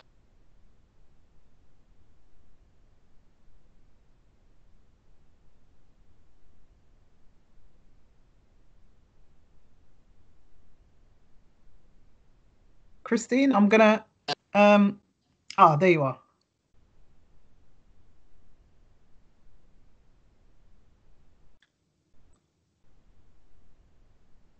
Christine, are you back?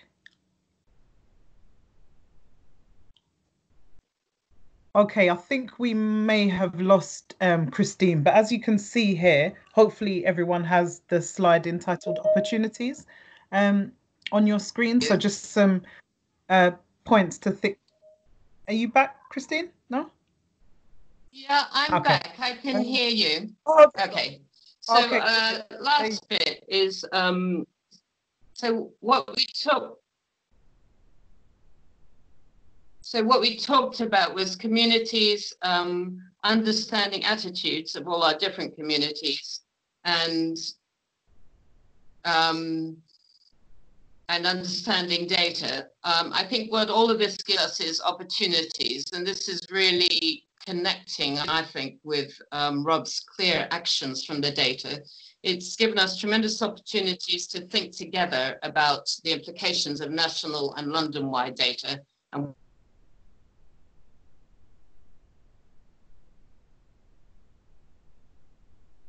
all parts of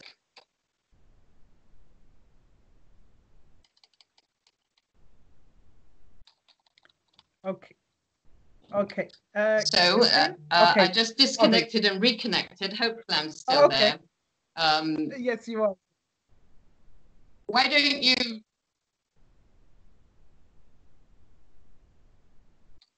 Okay, so I think what we'll do, I'm not sure, I think Christine's network might be problematic at the moment. I think why don't we now move to, it's probably a really useful segue into the wider discussion that we wanted to facilitate. And thank you so much, Christine, for presenting there. I think, again, really quite useful, and your call for collective action. Yeah, that looks like that's the only way we're going to be able to make it through to a new world. So if I stop sharing my screen now, and if we just come over, so I suppose, let's put my camera back on.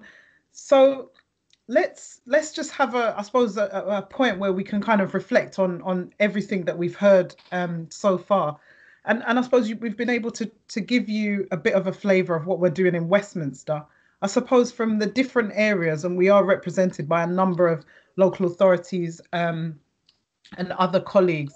Does anyone want to just kick off the conversation by maybe speaking about, what's happening in your area?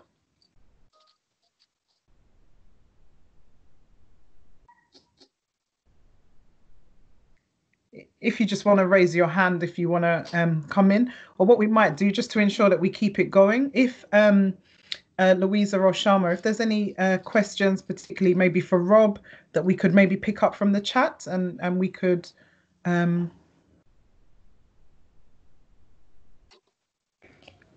Yeah, hi.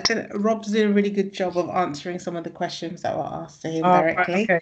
So I'm Okay. collecting them as possible.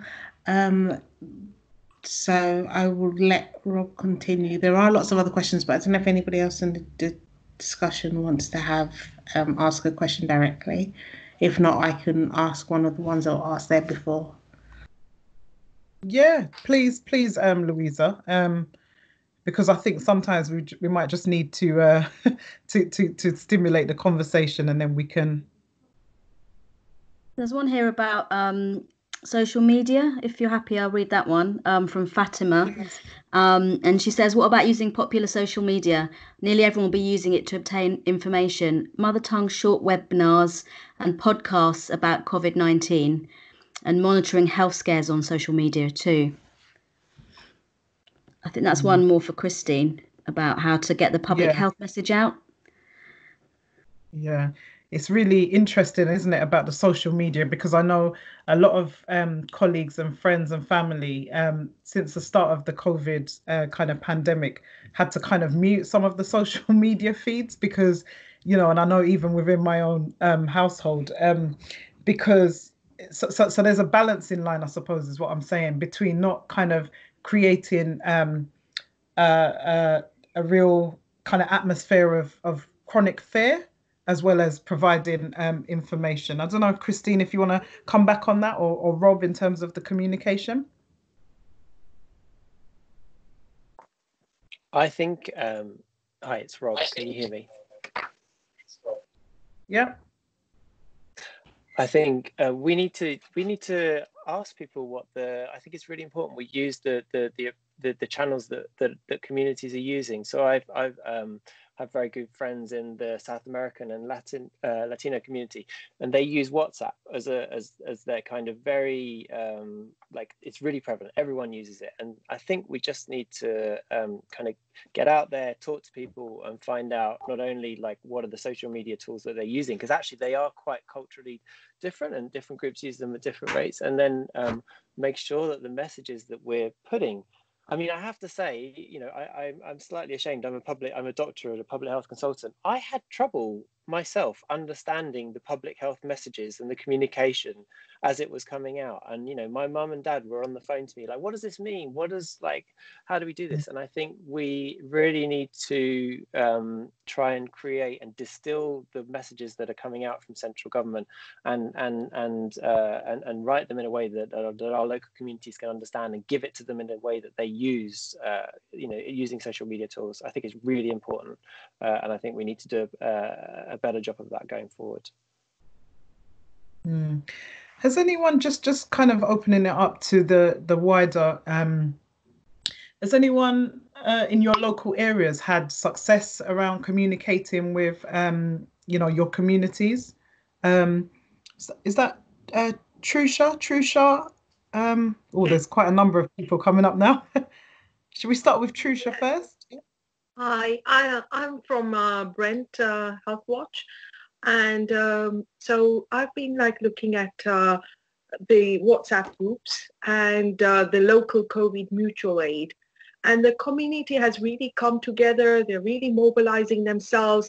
They've taken their own initiative to support the neighborhood, and it is so really working well for them. They're really helping each other. So that's something that they're taking the initiative. So yes, it's really brought the community together, and they do sort of you know, comment how well they're working, what a great thing it is. They're actually enjoying supporting one another, but that's just the feeling. How long it lasts, we don't know.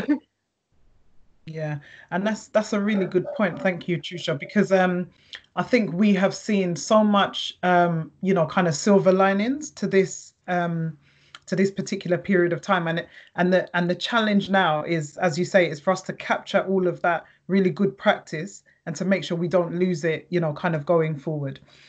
Okay, if I could take Naomi, and then oh, sorry, is it Graham, and then Sharma? So Naomi, Graham, and then Sharma. Thank you. Hi, firstly, thank you you to all of those involved for holding this event. It's definitely been useful for getting more knowledge, particularly when we're thinking about the BAME community. So similar to Trusha, there were loads of kind of, as soon as COVID-19 kind of hit, even in my block, and I live in a council estate, there were loads of posters for like COVID-19 mutual aid with the numbers and the relevant like links. I've been involved in quite a few communities, so I'm based in Southwark, just between Wharf Road and Elephant and Castle. And the WhatsApp groups have been really helpful. Like, I've even done some community deliveries myself during my time. What I've noticed though with the WhatsApp groups is the representation in those groups. I didn't necessarily see a lot of BAME people. And I was wondering, you know, like, if people are not that connected, you know, like, how do we alert them that, okay, look, there are these groups, or there is a lovely way to kind of get in touch with these people? Because I was worried that certain people may have been like, not necessarily left out, but they don't necessarily have the means to be able to access that information. So that's just an observation, but the WhatsApp groups have been quite popular, especially between SE1 and SE17. Thank you. Okay, thanks a lot, Naomi.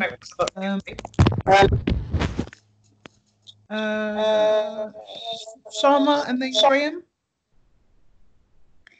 Do you want to take it in the other order, Serena? Because I'll start a new topic. Oh, all right. Okay. Graham. Okay. Oh, I think you put your hands up. Oh. Yes, I did. Yeah, it's Neville Graham. Our emails come out backwards, so it's Neville. Oh, sorry, Neville. I couldn't. Sorry, I didn't know which way around it was. Sorry. Don't worry about it. I'm used to it by now. I am the chair of our BAME network for our local authority in North London, Haringey Council, and senior staff members have kind of put out a request to us to go out to our workforce, our BAME workforce, to see what support needs there might be, if there are any concerns about COVID-19, especially around a potential return to the office environment at some point in the future. So I kind of just wondered if there were any actions or proactive responses that other local authorities are taking to protect or support their BAME workforces upon this return. Yeah, good question, Neville. And I'll just start from what I know locally, what we are doing. But please, if any other authorities or colleagues from different organisations want to come in, that would be brilliant. So we are looking at a whole host of things, but in particular, risk assessment. So wanting to have a very sensitive way to look at that kind of reopening of our city, as it were. So risk assessments that will enable honest conversations to be had between managers and staff, just about their feelings about returning to work, but also considering some of the kind of potential impacts from the particular type of occupation that they're doing, and how we can, you know, look to reduce the risk. But also something, I think, Neville, is kind of going beyond that, and it's what Rob was speaking about. We also have to kind of consider, you know, that there has been some news that there could very likely be an economic downturn. And I think what we do now will be particularly significant. So if we're looking at things like redeployment for staff, you know, how is that going to ensure that staff are still able to progress in their career? It's all of these things where potentially something that could be very, very well intentioned could have a negative impact. So I think, yeah, that's what we're doing locally in Westminster. I don't know if anybody wanted to come in further on that. Otherwise, I'll go to,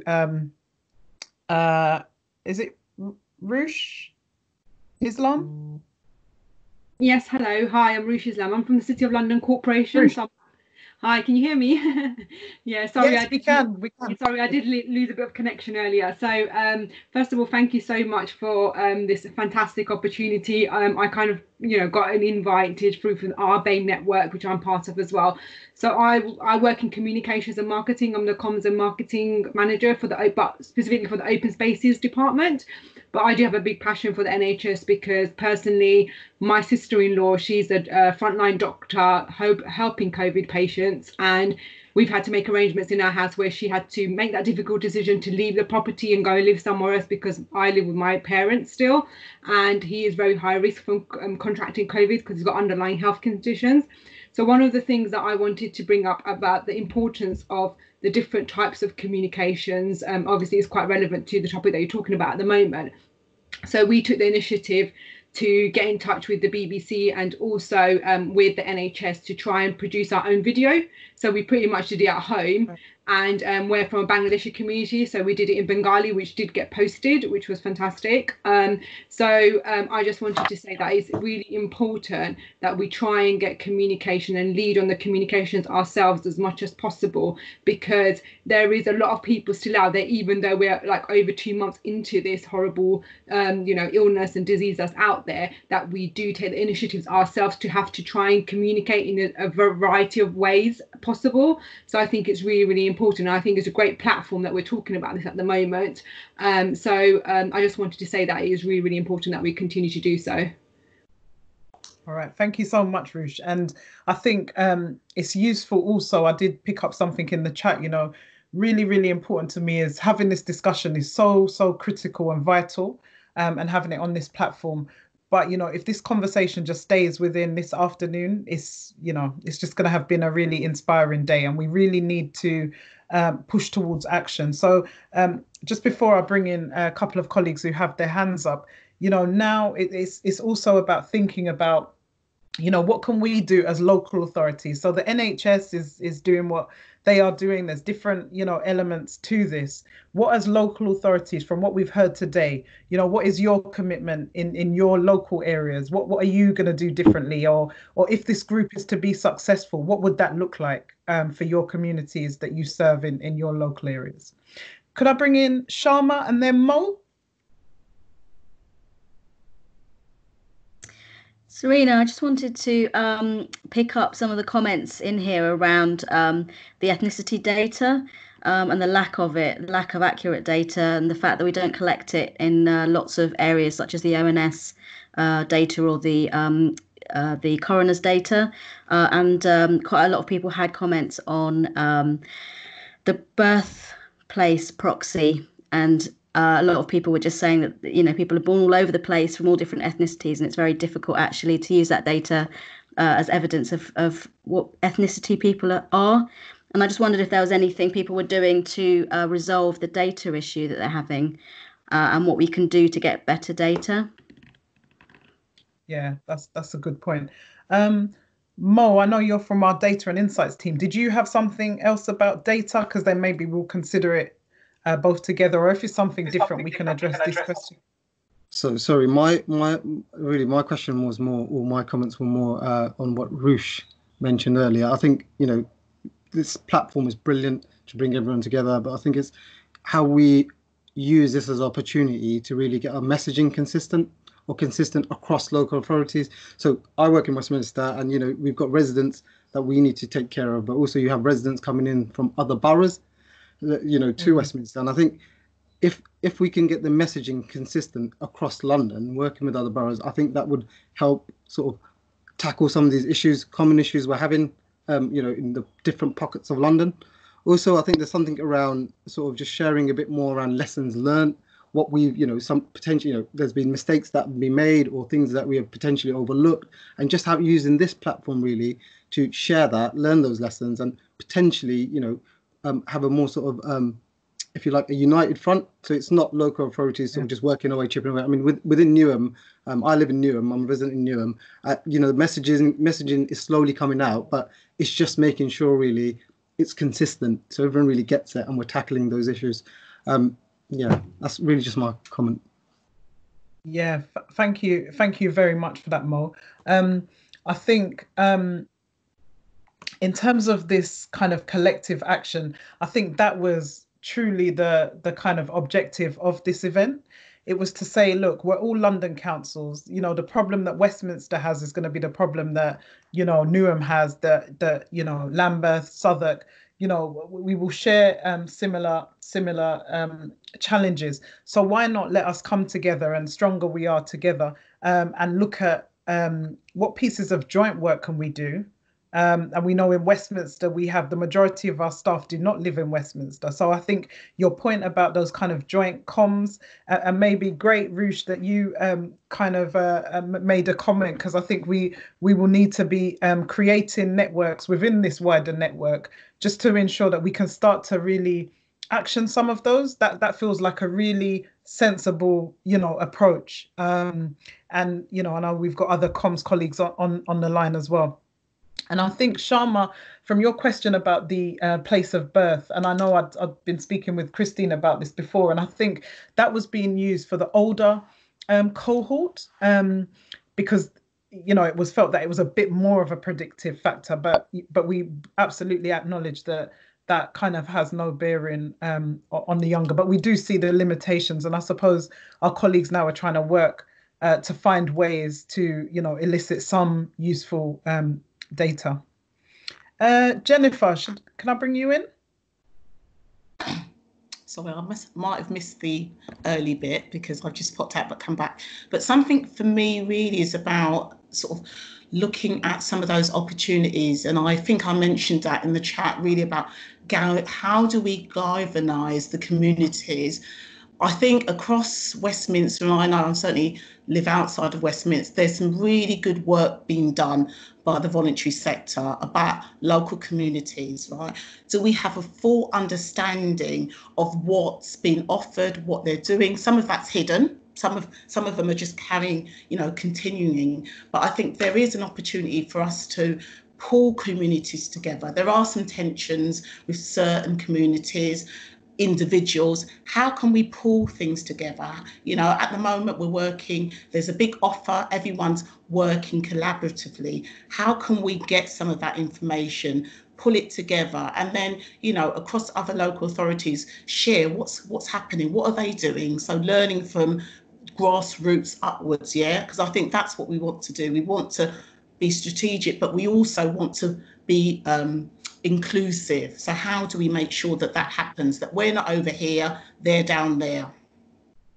Yeah, absolutely. Really good point. And I think it's got to be a completely, there's got to be a completeness of the diversity of perspectives that are at the table to kind of come up with solutions. I just wonder now, though, if we focus for this last 20 minutes on, we've organised this event. We've seen absolutely that colleagues across London are really interested in this. How can we use this? How can we use this this network, this forum? Any suggestions? Because I think we now need to go to actions. Marva, have you got your hand up? Yeah, mine was about the communities. Ryan? Yes. Yeah, it was about the communities and responding to some of it's a number of points I've got. The first of these was in regarding to testing for the virus, because everybody is suspecting there's going to be a second wave. The testing, and when the virus, people was giving out information about what the virus could be looking like if you've got the symptoms, they looked like this, this, and this. And I've spoken to a number of people. I've had a number of staff members who was off sick around that time, but did not display the typical symptoms of the virus. And now we're hearing that those symptoms could have been the virus. So for me, there's something around the testing of those who may have had the virus, who thought they've had the virus, and that would give us more accurate data as to the wide range of symptoms that the virus may present with. The other thing is around the communities. We talk about, our local communities, and you rightfully said many of us don't live in Westminster, but I think one of the things that may be missing around this table is the faith community, because a lot of faith communities have helped their congregants. And Robert talked about people not wanting to be part of the track and trace because of possible issues with the law, or immigration issues, or other issues which may invade their privacies. But, those people, faith communities, may be able to hand out and support those people in those communities with sharing information or providing the support or giving them guidance in which ways to go in respect of that.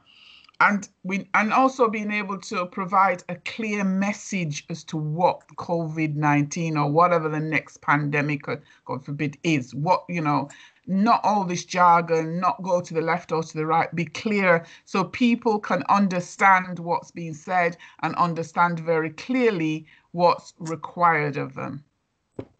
Yeah, so that's brilliant. Thank you, Mother. Can I go to Brian Johnston, and then to Jackie afterwards? Hello, Serena. Yes, just a couple of points. Firstly, to thank you for arranging this. I think it's been an absolutely excellent experience. And I was wondering if there was an appetite amongst the people participating in it to make this a regular event, something that happened perhaps quarterly and the like.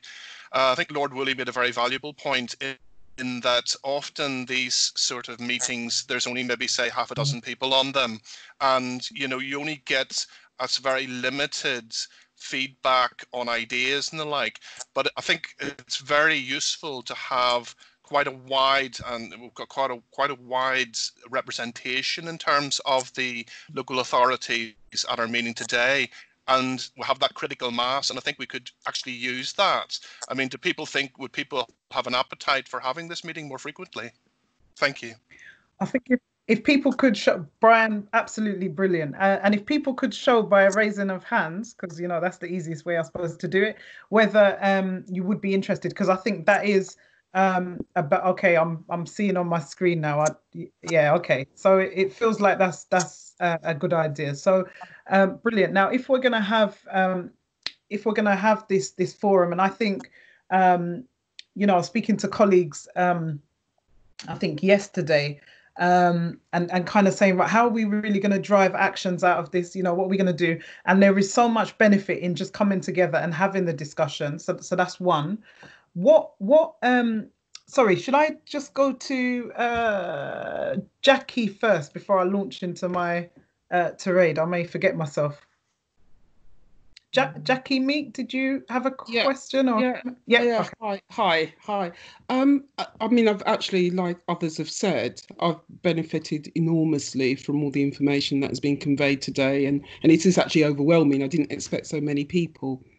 One of the things, the thing that I wanted to ask and has kind of permeated through every slide was, which has been touched on, but not specifically, is the kind of emotional impact of knowing that you're part of a community where you're 4 times more likely to get a virus, which is potentially deadly, that you're also expected to return to work very soon, that you have care homes with people where the majority of staff may be from Black and minority ethnic group doing very hard work with voluntary people, where you're going to have to travel on public transport and sort of deal with that. And yes, it's good to look at it from a strategic point of view.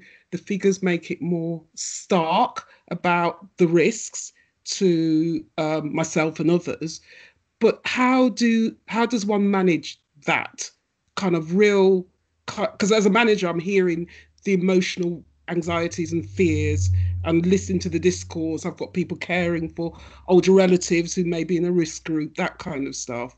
And as in terms of moving forward, I know we have to move forward in terms of an action plan, but we also have to look after emotional, mental health, well-being for people to actually to do the work and feel safe.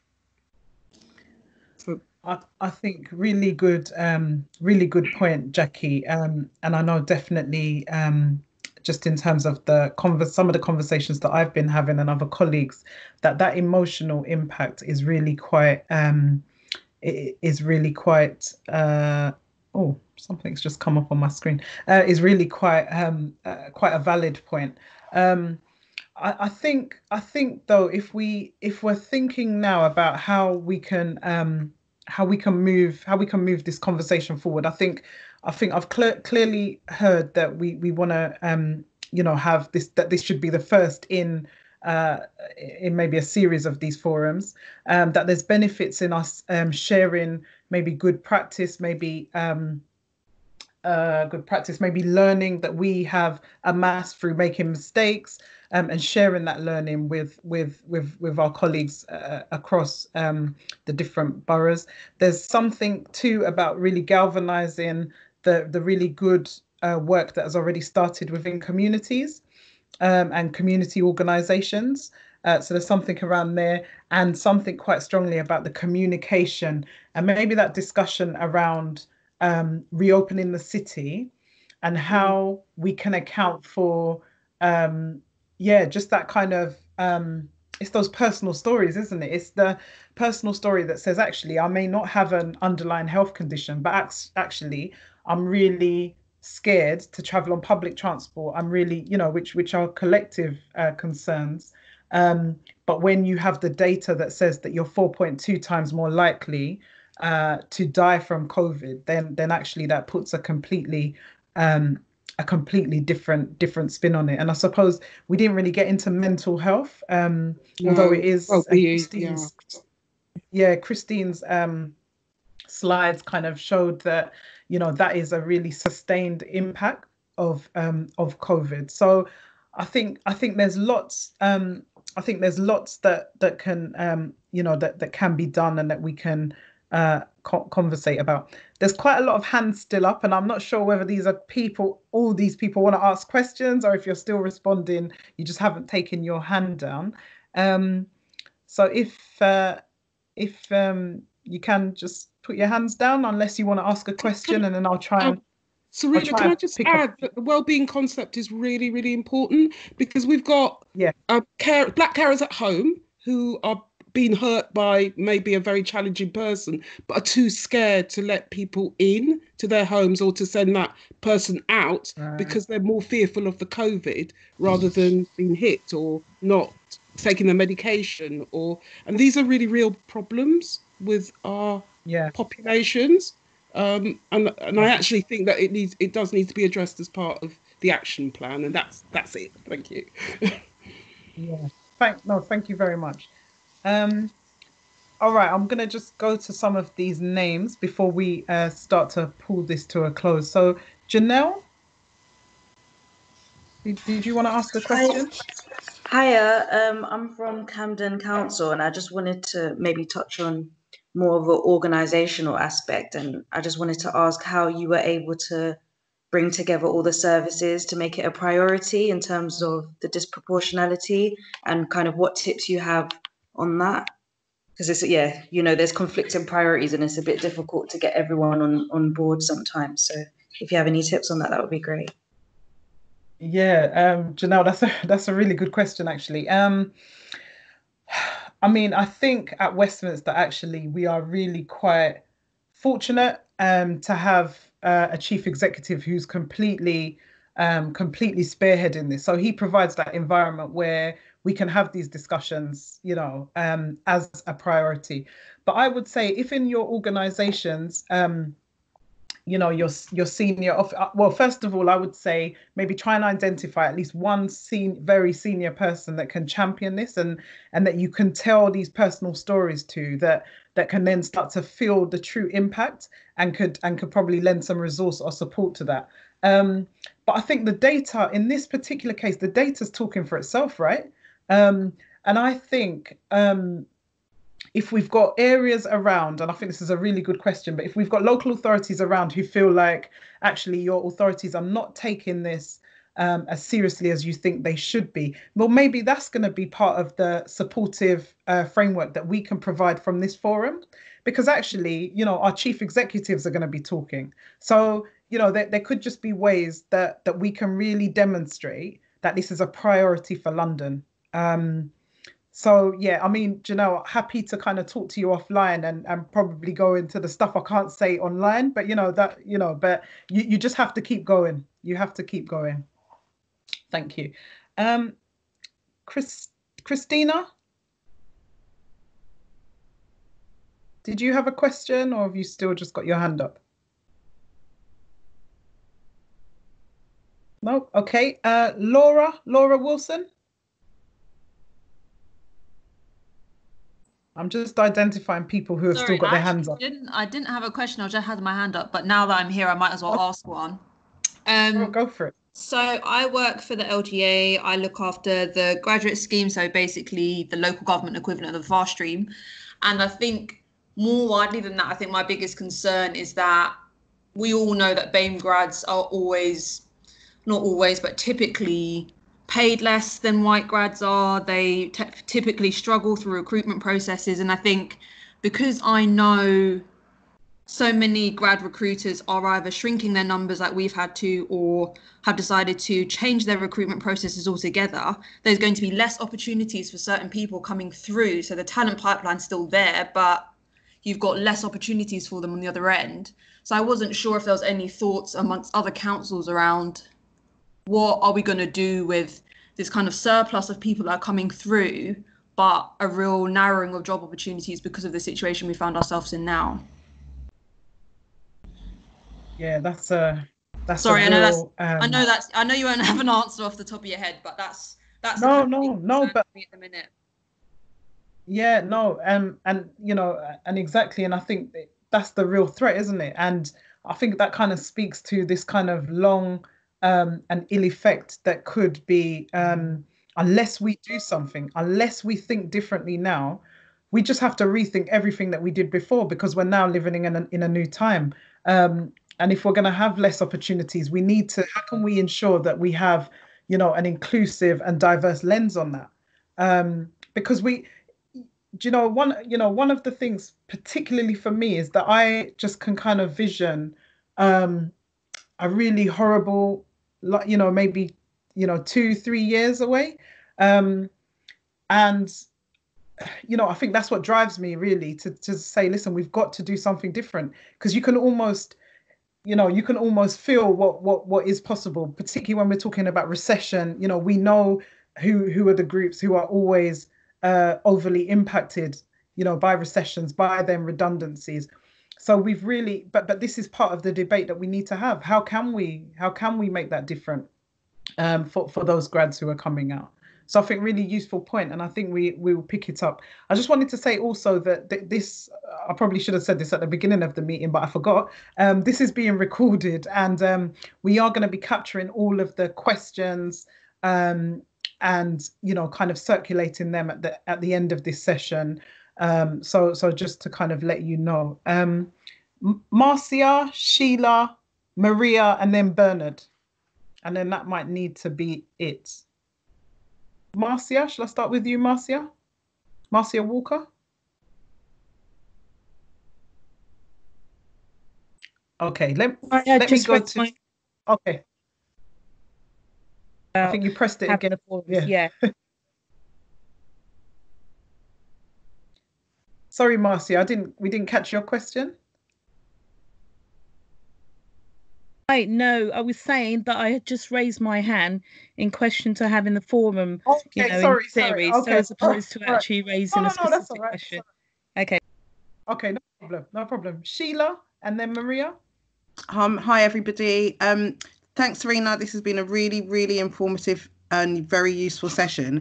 I just wanted to come back on the query from the lady from the LGA in relation to graduates and succession planning. And I think this would be a really, really good thing for us in relation to working together with them, particularly in relation to succession planning. And I think that's the answer really to how we can try and stop any issues in relation to lots of people coming out of the scheme and not having jobs. I think succession planning is so important, particularly in areas where we as local authorities traditionally struggle with getting the right types of skills, and especially from a BAME background, there are particularly areas within the council where the sector just seems to have a lack of diversity. So I'd be very happy for us from the BAME steering group from Westminster to really work with the LGA on that, because I think successions planning is something we really need to start looking at, particularly now, if we are sort of heading towards a recession. And then I just had a second second point, generally just about this group, I think there's been so many interesting themes that have come out of this, not just the COVID stuff, but lots of other really important themes that pan-London we could work together. And I suspect, Serena, what we could do as a group, as a steering group, is to start thinking about some subgroups working on specific issues across London. And that was just my suggestion. Thanks. Yeah, absolutely. Brilliant. Thanks a lot, Sheila. Maria, I'm just going to take, after Maria, take two more because, you know, I am trying to keep to time. It's just amazing for me. It's just wonderful. Hi, Maria. Hi, Serena. I guess, you know, my topic is going to be on emotional well-being and mental health with regards to BAME communities.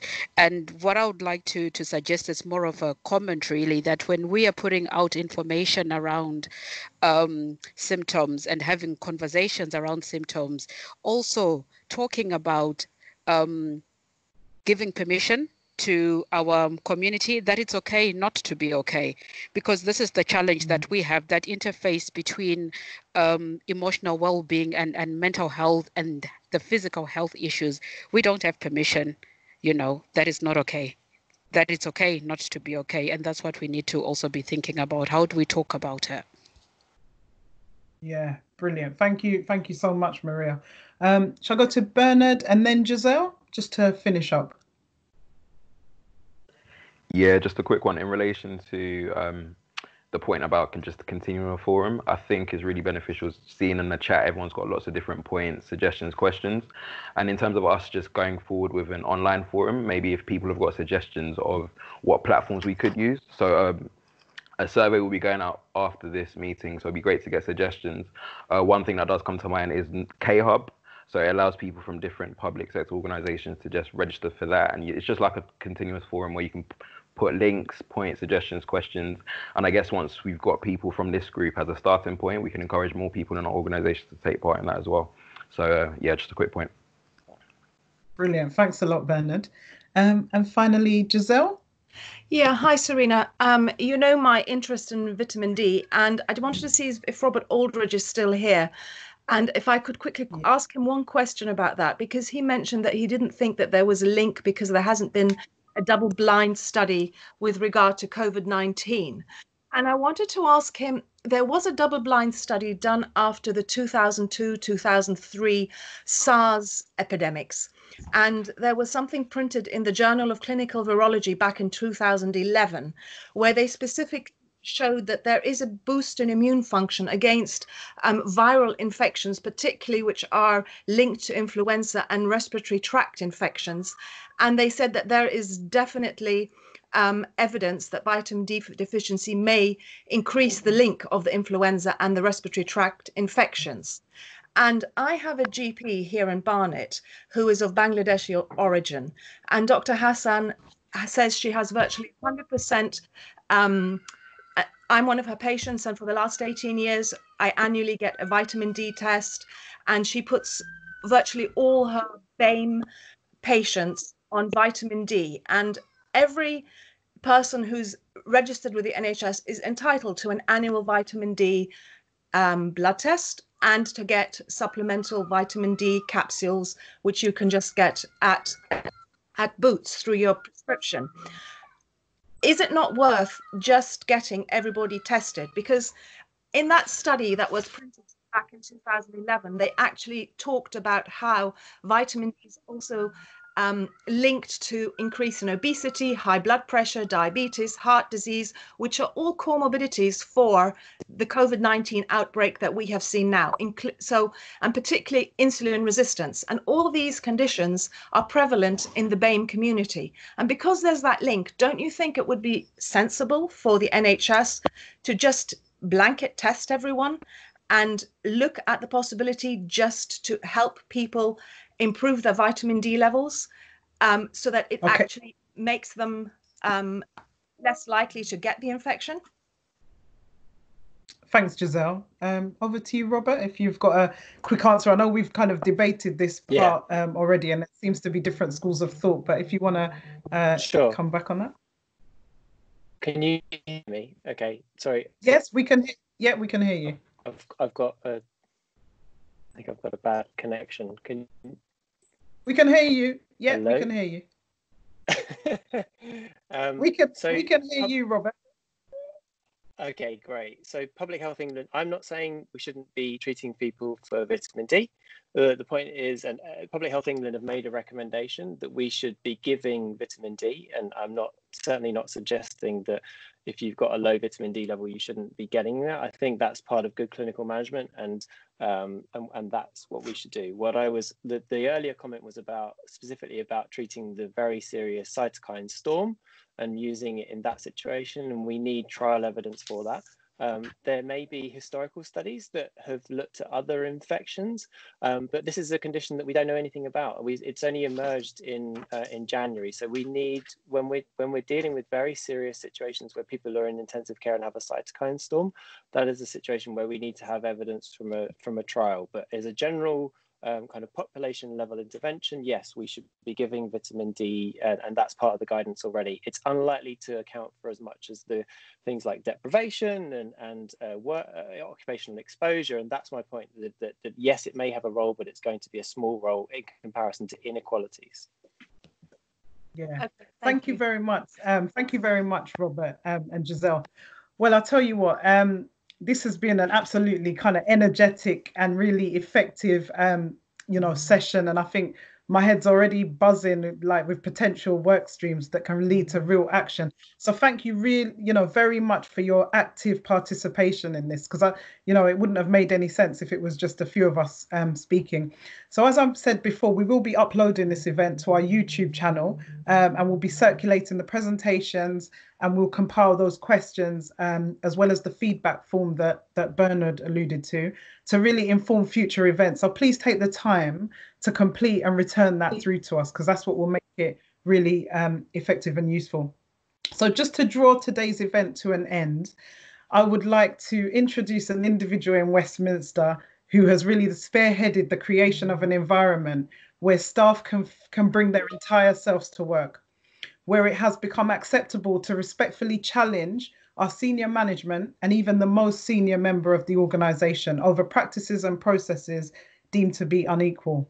An individual who is absolutely resolute in reducing both the ethnicity and gender pay gaps within the council, and an individual who has shown by his words and his deeds his absolutely true commitment to inclusion within this organisation. And he is our very own Westminster Chief Executive, Stuart Love. Serena, thank you.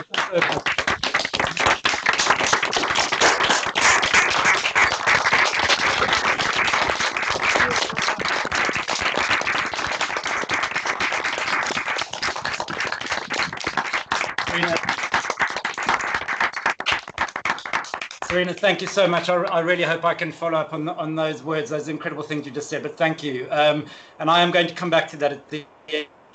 And I just wanted to, and I stand here in front of all of you incredibly humbled today, and that is something Serena's very good at doing, is making me feel humbled. Not least of which because of all of the fantastic speakers we've had today. Bernie, Rob, thank you. That was hugely informative and incredibly important information that you gave us. Lord Woolley, obviously, completely inspirational and challenging, and we need challenge. And Lord Woolley spoke about, I think he said, beating a path to our door in order to come and help us with our leadership. Serena will, with pleasure, please, we would love to involve Lord Woolley in helping us on our leadership journey and everything we need to do in our organisation. And I will be encouraging all other chief executives, other local authorities to do exactly the same, engage with Lord Woolley. And then also all of you, I'm going to chat, list of questions and answers, and seeing all of your ideas, and again the challenge coming through on the chat, and it's absolutely brilliant. Thank you very much. There's been a lot said this afternoon about leadership, and Lord Woolley gave both a plea and a pledge around leadership. And in Westminster we talk about everybody being a leader, and the fact is now more than ever that has to be true, because if it isn't, what Serena said about this being a fantastic afternoon conversation, but then nothing happening, is what will happen. So we all have to grasp this opportunity. We all have to demonstrate leadership, and we all have to ensure that we do exactly what Lord Woolley said, and that is rethink and redouble our efforts. And when Lord Woolley said that, it made me once again I was sitting here reflecting on my position and who I am. And you know, I stand here in front of all of you as one of those, the omnipresent white middle class privileged man. And I know that, and I'm doubly privileged because of the position I occupy in Westminster City Council as its chief executive. But I am absolutely clear that with that privilege comes responsibility and accountability. Accountability that the organisation has to hold me accountable for, but so do our communities. And a huge part of that for me, as I know other people have already said this, but the agenda around diversity and inclusion and driving that in our organisation. I have said on many occasions that I will be relentless in my pursuit of diversity and inclusion and equality in our organisation. And what I will also do is be relentless in my pursuit of that in our communities, particularly in light of this massively important conversation we've had this afternoon. Lord Woolley spoke about having a plan and having good people. And the fact is we have good people. It's all of you who have taken the time to participate today, who have recognized how important this is, who want to be part of ensuring that we address this and it doesn't happen again. We have good people who weren't able to join us today. And the conversations today, everything I've seen on the chat, all of those will begin to inform our plans. And I'm just going to come back to leadership because it's where I want to finish. And Serena, I've taken us 1 minute over yours, so I'm sorry, I'm the cause of not finishing entirely on time. But I just do want to come back to leadership because I often talk about Serena as being a force of nature. But Serena, the truth is, you are so much more than that. You are the leader that Lord Woolley is challenging the rest of us to be. So I want to say an enormous thank you to you for organising this afternoon. And for what I know you will do in helping forward. So can we all just give Serena a virtual round of applause, please?